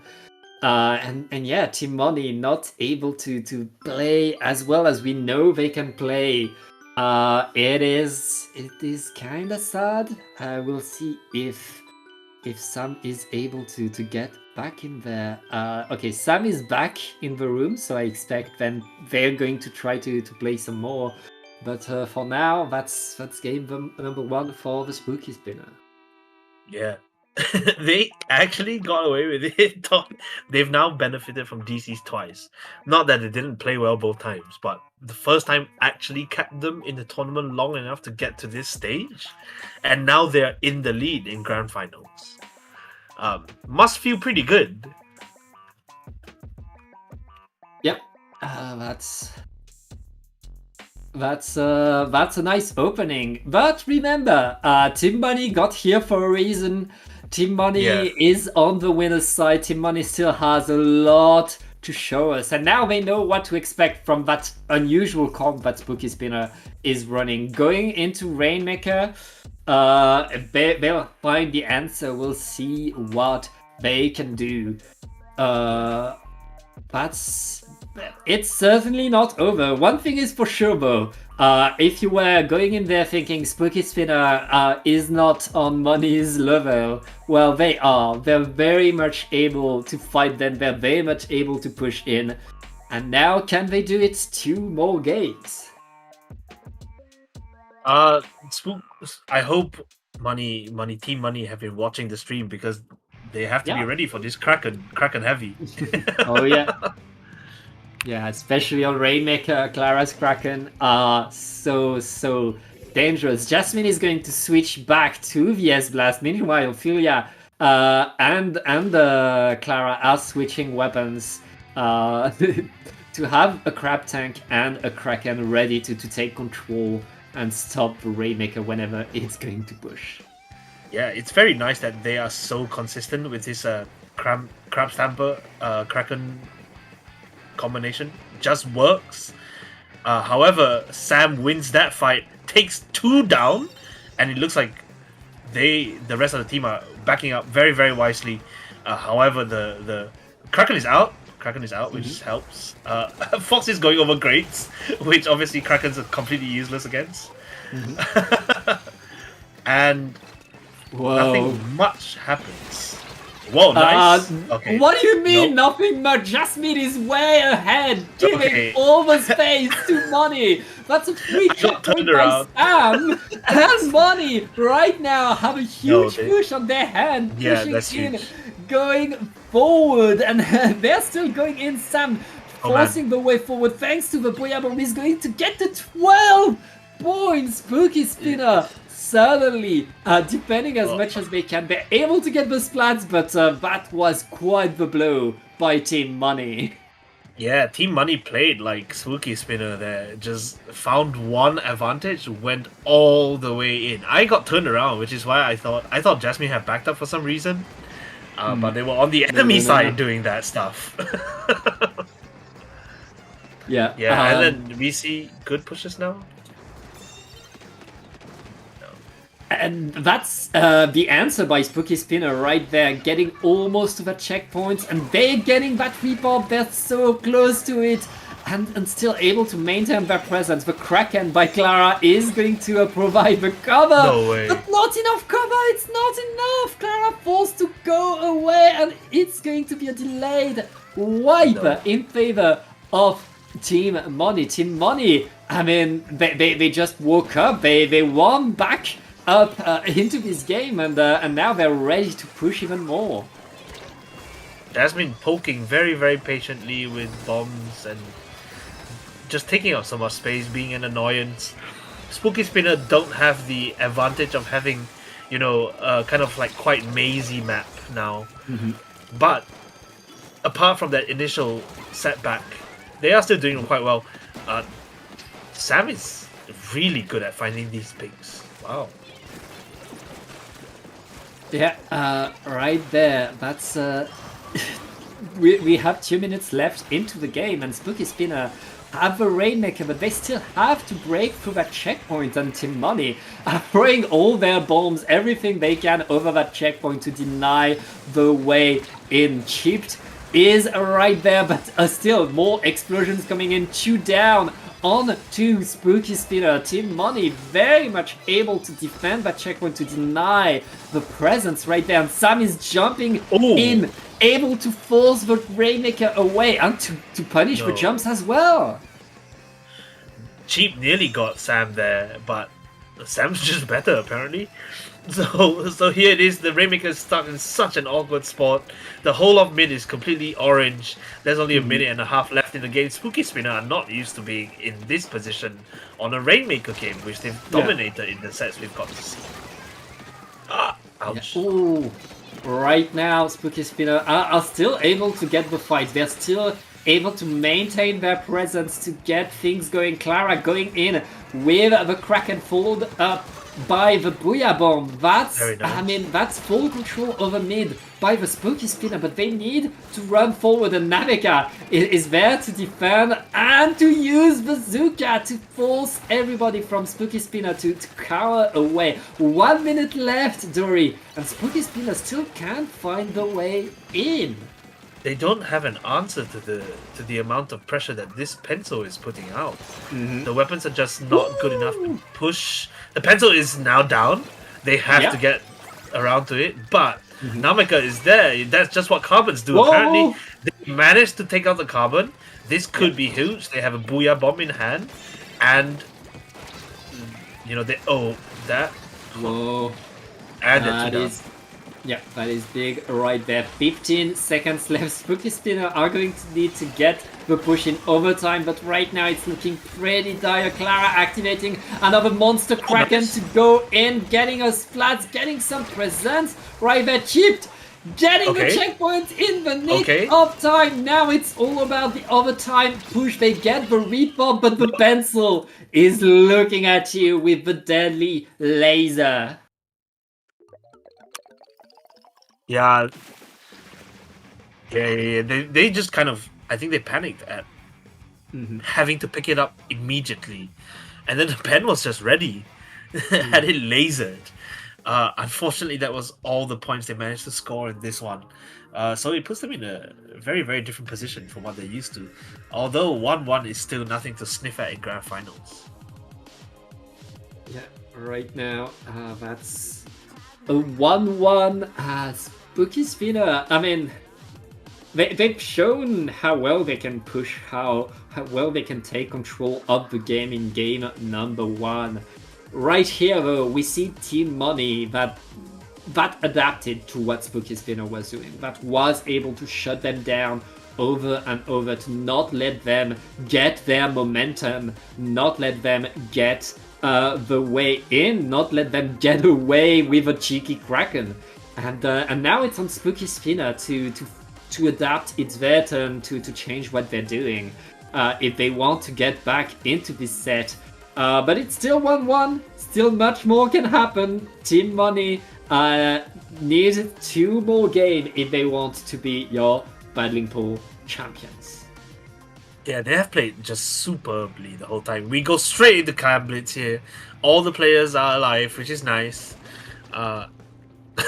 And, you know, and a map as open as this, it's going to be It's going to be Wave Breaker versus Pencil and the battle of the specials again.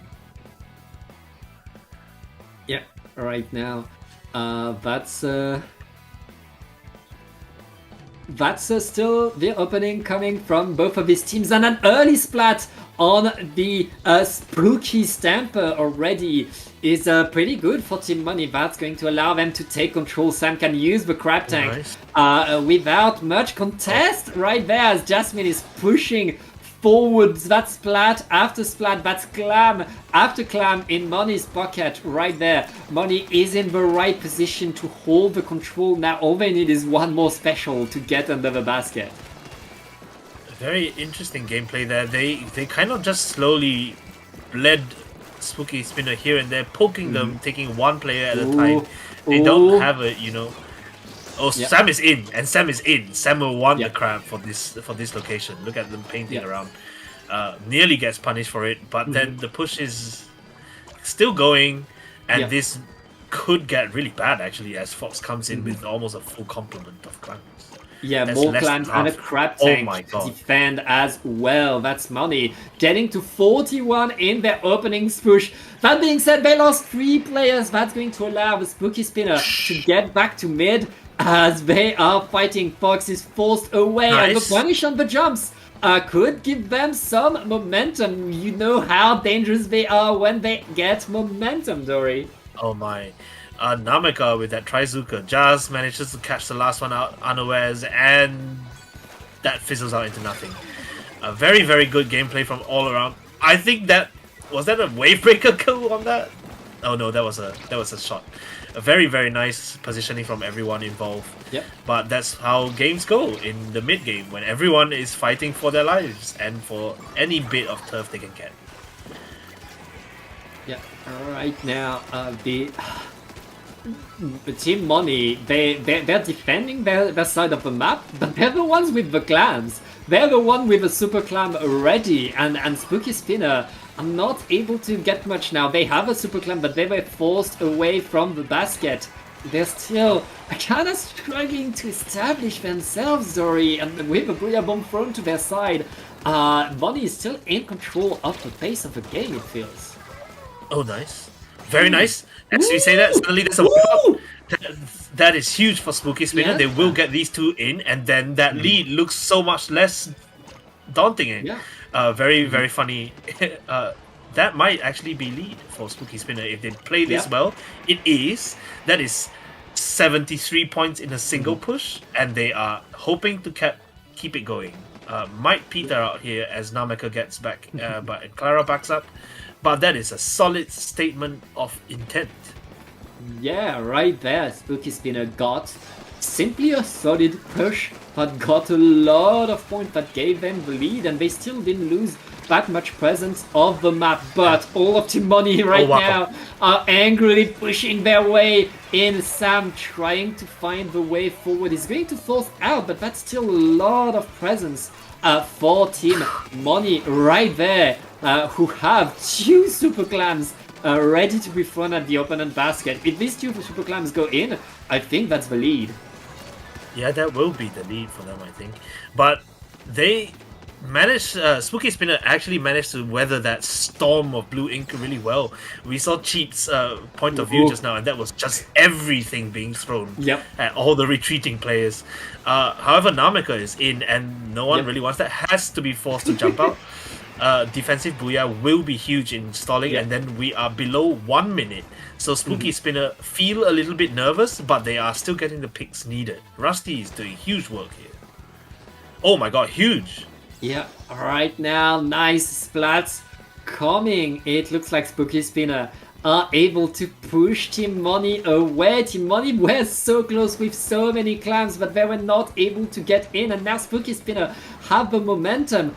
Team Money needs to win all the fight, gets all the splats if they want to get in. The Booyah Bomb is deployed, but it's only not gonna get that much actually. Right now, Team Money are fighting their way back forward. 20 seconds left, and Spooky Spinner simply painting in front of themselves, delaying the next push by Team Money. Namaka is in. Namaka is in with a Trizuka. That could be huge. Gets caught out by Clara. Yeah. Fantastic awareness there to turn around. And Sam now runs in, but is alone and maybe forced out. There is nowhere for anyone to jump. They're not going to let it happen. Yeah, right now, Spooky Spinner. Very nice. Yeah, shutting it down. Huge. Shutting it down. That's 2-1 for Spooky Spinner. Wow. We've talked a lot about Jasmine Blaster in Paddling Pool every week, but I think Rusty wants that. Rusty wants that recognition. Fantastic gameplay all around from everyone. My goodness. And that's, I mean, right there, Team Spooky Spinner. They got their one push. They managed to get the surprise. They got the wipeout. They had the clams ready, and they got that one big push that decided the game. And then they controlled the pace perfectly to not. I mean, Team Money was so close to getting back, was so close to scoring more, but in the end, that didn't work. But they were not able to get the extra push, and Team Spooky Spinner is now one game away from the bracket reset. They're keeping it alive, and it's Team Money that's starting to sweat a little bit. Yeah, that's very, very nice. They don't want the just like mental state of having to play a bracket reset would be awful. So having found themselves in a commanding lead only to lose it to an even bigger push from Spooky Spinner. I mean, that is great. That is great for Spooky Spinner, great for us because we want to watch more Splatoon, but maybe not so good for Money. They'll have to come up with something because that whatever they had didn't work this time. Yeah, it's certainly not over. Now we are going onto Splat Zones on Macomart, very much a classic map that we've seen a bunch in this tournament. I mean, this is a great map for Team Money. They have the S-Blast, they have the Carbon Roller. They're going to be very, very dangerous right here. Yeah, very, very good. Again, you know, the Crab puts down so much, the Zuka does so much, and they are so comfortable on this map. Just all top level players are just good at this map. High level players, they know this map inside out. They know what everyone else does on this, but then it is Spooky Spinner who puts points on the board first. 2 down on Team Money is going to be huge as well. Sticker Stamper is already Booyah ready. This will happen very fast and could go wrong. The pencil's down again.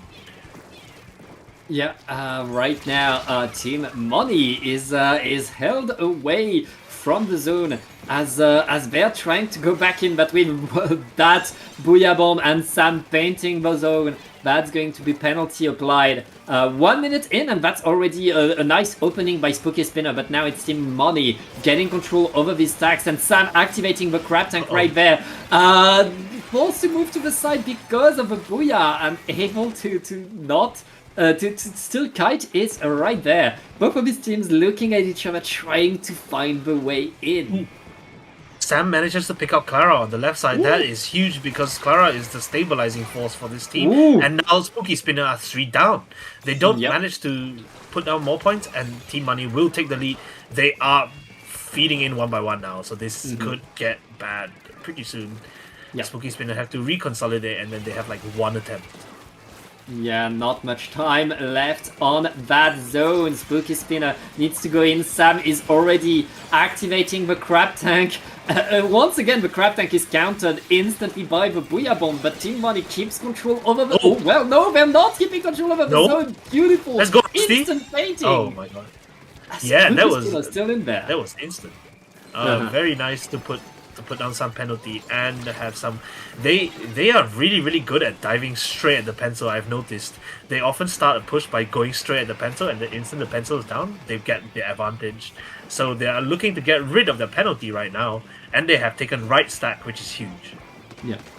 Right there, Spooky Spinner getting rid of their penalty. They only need to renew the first push that they had. All of Team Money are trying to go in, trying to paint around, but penalties not applied yet. Spooky Spinner simply keeping themselves near that zone, able to keep some paint and keeping the fight on. Oh wait, Whoa. 3 down! 3 down, no This penalty! is 3 huge. down, no That's penalty, they crazy. jumped out! Spooky Spinner, right now! I'm gonna but win this everyone sees game! them. Money needs to Everyone knows run! them. Oh my god, that is Whoa. a huge gameplay from Spooky Spinner. My goodness, that is a reset, guys. Yeah, that is a bracket reset by the Wow, Spooky okay. Spinner. Getting more and more surprises going in this battling pool. Wow, they managed to find a moment that works, and then they just keep their foot on the pedal. It's pedal to the megalodon, and then they win. Wow, okay, they can just do it again, I guess.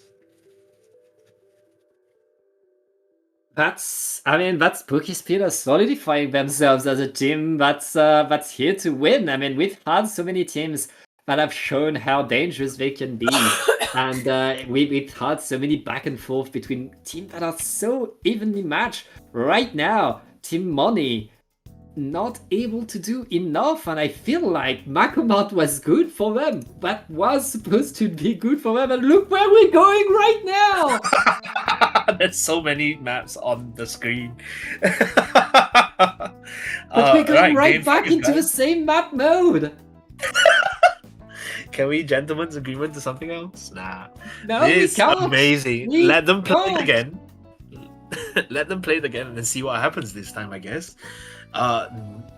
Wow, Team Money have to find an answer to that. Yeah, I mean, here's the reason. Both of these teams have this map mode on their list. Both of these teams want to play here, which makes it so likely to happen. I mean, we're going to see more of Heilfish Tower as well. It's like some maps are just more likely than others, and yeah, that's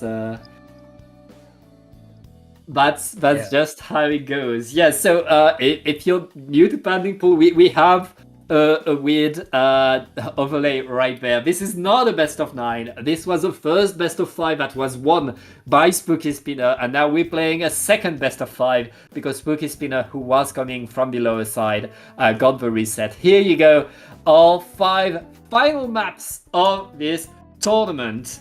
But yeah, because it's a bracket reset, it's a different set, we get to receive the same maps again. Yes, it's going to be interesting. Different modes though, so no more Rainmaker on Scorch, and definitely not Clams on Barnacle. But Yep. that is Game 4 and Game 5, so we'll talk about that later if it happens. This, however, is a replay, and I'm Yep. so excited for it. I mean, right now, Team Money, they need to make it back. They need to make it Ooh. work. Rapid blast. Because that's a change of sorry. pace. That range blaster, and they're answering with a wave breaker of their own. Both team bringing a wave breaker is not something you see every day in the grand finals of a paddling pool. Yeah, they must have felt really stressed out. Like it did enough to their comp. Oh, Namika dropped straight into that bomb, and actually that is huge because then they have one fewer thing to worry about. Rusty rushes Yep. straight for the backline again, as we expect, and Yep. takes that out. So it will be very nice for Spooky Spinner to start putting some points. And Namika goes down again. $5 Namika it is. Team Money, you have to find more than $5 for that. Yeah, that's Spooky Spinner doing what they like to do, taking control, pushing their opponent, and now Team Money activating the Crack Tank and the Wave Breaker, denying presence from Spooky Spinner, but they also need to paint. Spooky Spinner is simply making more points as this fight is going. They lost 2 players in that fight though. Team Money will retake. Oh wait, Team Money just lost 2 players as well. Team Money instantly pushed 3. away again. Yeah, that's really fast gameplay from Spooky Spinner. I think they've definitely found something. They found a weak point, and they Yeah. won't take their finger off it. They're just poking at it over and over again. players who are slightly too eager to overextend get punished. That wave breaker just reveals everyone, and it's so useful because you know you have a ranged blaster, a rapid. I keep saying it, a rapid and a carbon to worry about all the time. It makes such a difference. It is a range blaster. Oh my god. But right now, Team Money are able to retake control, and thanks to that range blaster from Jasmine, are going to set themselves in the right positions to defend. And now it's on Spooky Spinner to find the push in. Spooky Spinner using the Booyah and the Wave Breaker to get some presence to push the opponent away. A second Booyah Bomb, still not enough to apply penalty though, as Team Money are right now fighting. Oh well, but Team Money is pushed to the side. It's only 2 players left, as Spooky Spinner right now are simply pincering them and getting rid of them. That's penalty applied, but Team Money got the lead at least. Yes, that is very nice. It is not a big lead at all though. 30 seconds, 30 ticks worth for Spooky Spinner before they can run it down. And they're all back, and they're 1 player down as well. The double Booyah is actually so good at stalling it out. Yeah. It just takes up space on the screen. They lose 2 players to this Trizuka, and Jasmine goes right in. Yeah, Team Money still has that explosive power between the carbon and the S-Blast. They can get so many splats very, very fast. It's on Spooky Spinner to not let them, and right now, Team Money, they're almost rid of the penalty. They're going to score some more. Spooky Spinner needs to push right now. Both Booyahs. Yep, both Booyahs. Both Booyahs are out at basically the same time. They staggered the Booyahs, but they can't get zone. And Clara gets picked up by the pen. This is probably the break that Team Money needs. Clara will take a long time to come back to mid, and Rusty gets caught up by Jasmine here like this. I think that's game. I mean, Team Money right here, they took back control. They figured something out, because in the previous game we saw Spooky Spinner very much map. This time they got shut down. They were not able to put themselves forward. They were not able to throw money away, and that's Money getting the first game of this bracket reset on Mako Zones. Especially since it's a replay, that has to feel pretty good for Team Money. Yeah, that's good. I think they were probably feeling a little bit unnerved at Spooky Spinner taking 1-0 and then 2-1 in the previous set. But now they are in the driving seat, and they have a whole set to play. They can feel comfortable. They have that cushion. So this is a good position to be in. And the comp works. So let's see if there are any changes. Because that range blaster made all the difference. Yeah, that was... I mean, these wave breakers, that was like... Wave Breaker is always a special that you're going to underestimate, but it still gives you so much control over the next fight that it can really like allow you to win the next fight. By itself, it's not that good, but it works with so many different ways to play so many different teams, and especially on Mako Mart, where players like to sneak their way through. A Wave Breaker can deny that. That's going to be game number 1 for Team Money. But now we're going to tower control on Hagglefish Market. Another map that we've already seen, Dory. I think we've seen both these teams play this map. So we know what to expect. We can expect very, very explosive gameplay. I honestly wonder if Jasmine is going to keep that Wave Breaker blaster. It was a very interesting choice and definitely worked. So let's see. Wave Breaker on the tower control on this map is pretty damn good. It just shuts down plat, or if you put it on the tower, it shuts down the top right when you're pushing. It just does so much. I just want to see these teams run at each other. They've clearly shown that they can't wait to run at each other, so here we are. Yep. And I mean, That's the second map that was played in the previous set, and that went the way of of Team Spooky Spinner. So Team Money once again know what the objective is, know what adjustments they need to make if they want to come back. And let's get in the game. It's a different range blaster. It's the Kraken range blaster, of course. Kraken, always good to shut down a tower. Yes, always good to shut down the tower if you're in the lead. And let's see if Team Money will actually get the lead. They get 2 down, Ooh! 3 down. It's a really, really rapid beginning. Yeah. Haha, it's a really rapid beginning. But there we go. And Carbon is here just to be an absolute nuisance. Dies to Wavebreaker, actually. So there we are. Even the best of us do it. Dying to Wavebreaker. Yeah. And right now, I mean, Ooh. Team Money got a strong opening, but they didn't get a checkpoint. And now it's Spooky Spinner fighting back from mid. Nameka trying to get the extra splats. Is only Good going to trade. get a trade. That's not as much as they wanted, but that means both teams are going to have to wait a little bit. As I say that, Spooky Spinner are not waiting. They're still pushing their way forward, 2 down onto Team Money. They're getting onto that tower, and That's a nice lead. getting to checkpoint. Yeah, they finally touched checkpoint. Unlike the previous games where they had 2 checkpoints by this time, they had to take it slow. And it's working because they're waiting for... Oh, Nameka dives straight at the tower, gets marked out, maybe gets punished here. Philia is going to try to extend that. It is 1v1 Clara versus Jasmine. Clara wins that, and the push continues. That is a crazy sequence of events, but that has snowballed so hard for Spooky Spinner. And now we've cheaped on the tower. They're going to get a second. That's the second checkpoint they wanted. That's a really fast second checkpoint too. Yeah, And Nameka will get picked off. right Philia now, is the Philia. one player left, and Yeah. that will be the end of the push, I think. Yeah, that's the end of it. Philia is splatted. But that's still Spooky Spinner getting that huge push. They got to the 3rd checkpoint, and now all the pressure is on Team Money to match that kind of aggression, to match that kind of firepower right now. Philia dancing around, dodging the Kraken and staying to the side. Oh, he's going to be splatted by Nameka. That was 3 down onto Spooky Spinner. This is the opportunity for Team Money to get the 1st checkpoint, and they still have a lot of momentum, Dory.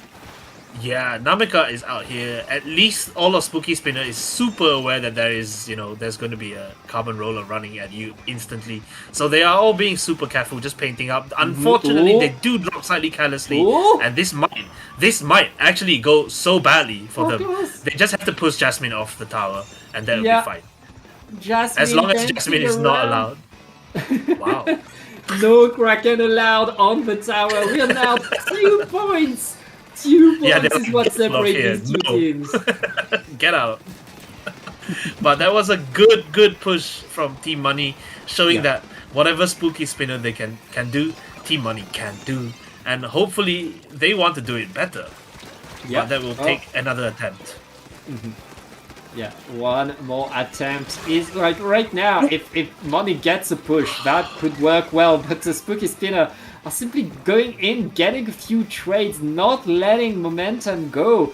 And well, Jasmine is the last winner of that big team fight right there. But he's going to be punished still, so still no momentum for Team Money. A Spooky Spinner are going to the side and knowing that all they need to do is delay for 1 more minute.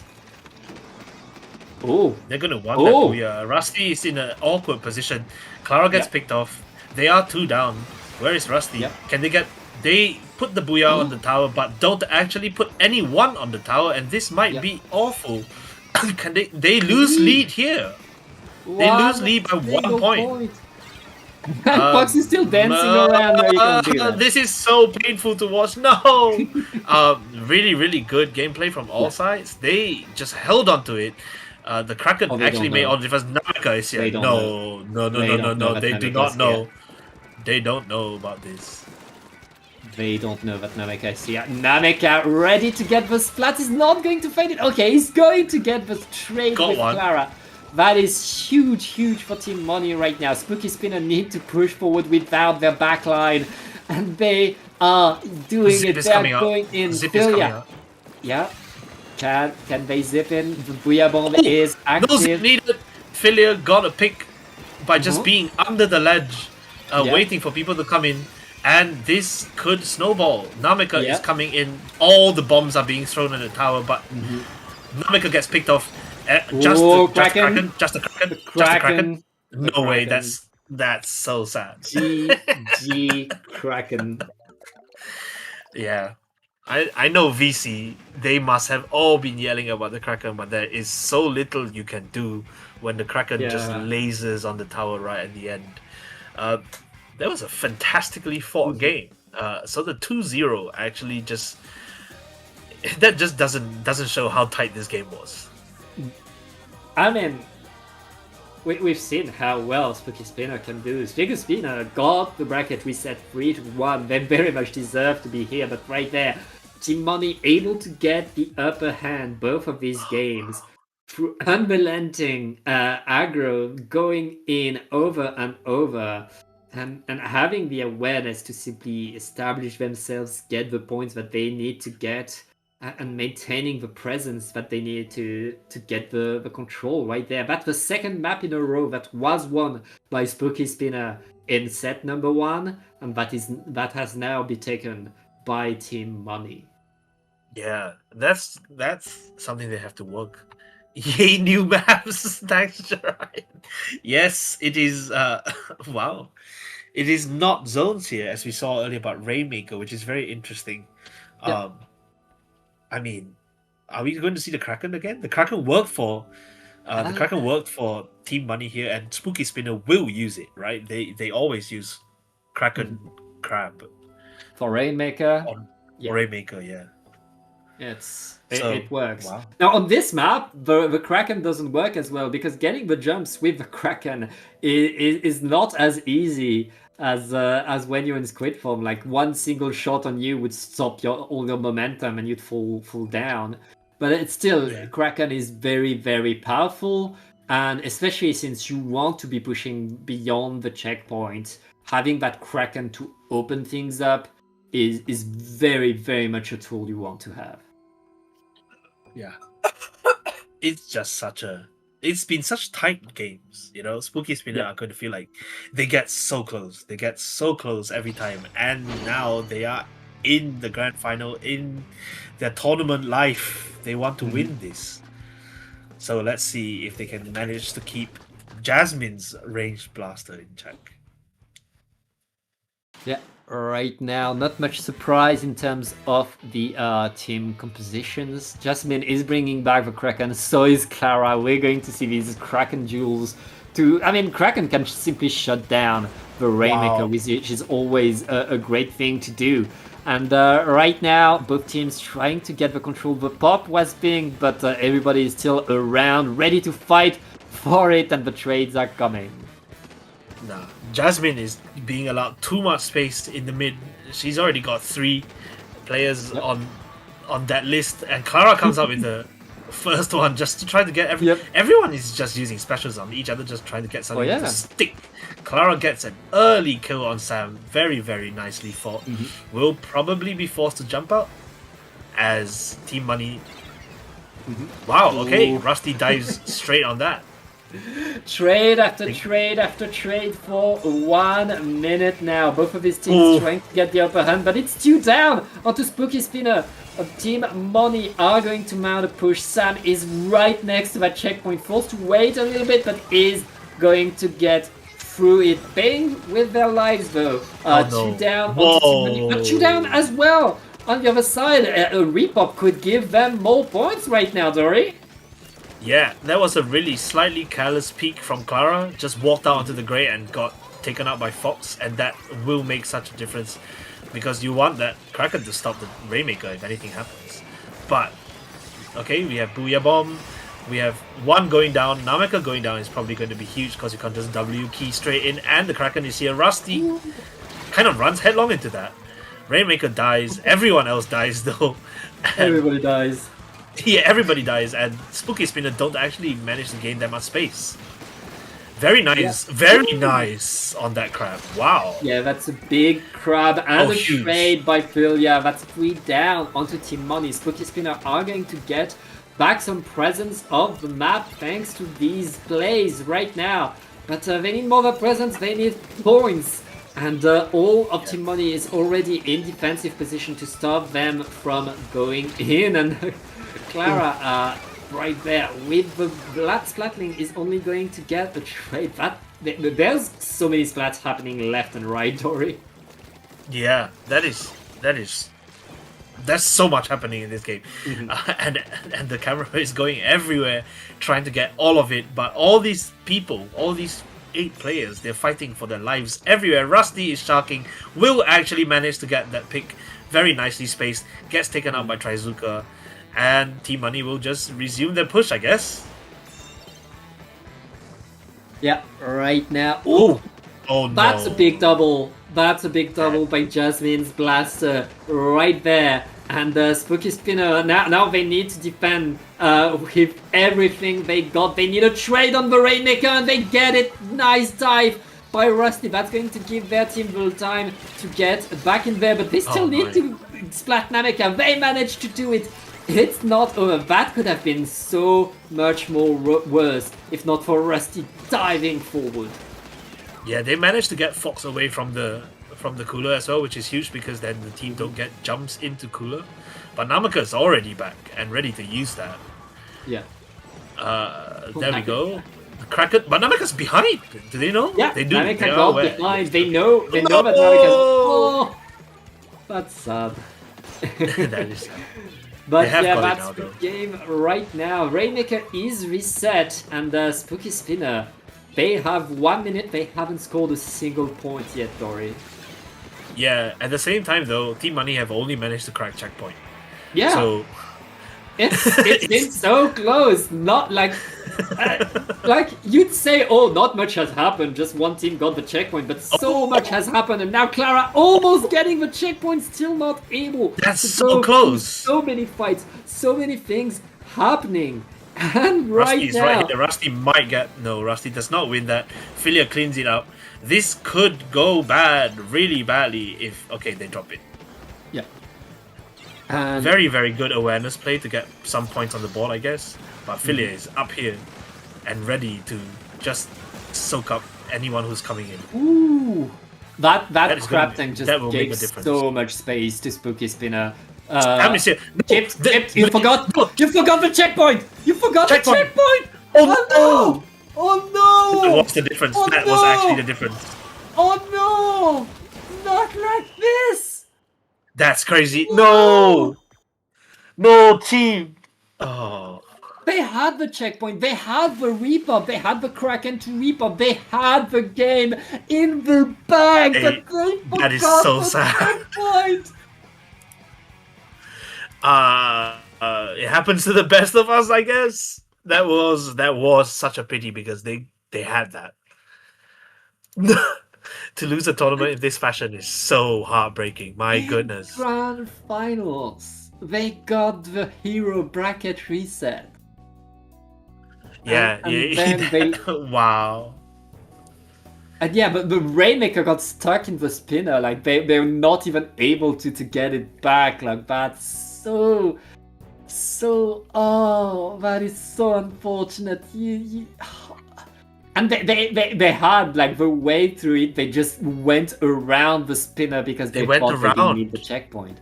No, when they went to the so right of the spinner, my bad. jaw just dropped. I was like, "You've actually just lost the game right there." But that's a matter of just like losing and overheating. You know, you overheat once and that's it. Nobody expects to have to break the checkpoint in the last minute on this map. It's just one jump from mid to get the checkpoint, but they didn't get it, and that's. I mean, that's also like when you get to the grand finals of a tournament. No, look at that! Look at that! There was no one there. Yeah, Sam was that's surprised what- as well. Sam was surprised because you'd Sam expect. Sam was doing the job. Sam was trying to defend the checkpoint, trying to save the game right there for the Yeah. team. But yeah, nope, didn't need to. That's But No, that was that's the first time. heartbreaking. I mean, I've seen people miss the checkpoint before. Not in grand finals. Never in grand finals. The What final a game way of the to grand end it. finals bracket reset is that will never happen again. Well, not to that player. Not to that Not player. to that player. And guarantee you. Yeah, wow. Well fought by Spooky Spinner. I mean, they Yeah. went the distance, really. Mhm. But it was Jasmine switching to the range that made Yeah. it was Money. the difference for Team Money Mhm. here. Yeah, Money very much like find the way to adapt, to change, to deny the Spooky Spinners gameplay, and yeah, that's why they are now your paddling pool champions. Congratulations to them. Which means it's time for us to say goodbye, Dory. But before we go, why don't you plug yourself?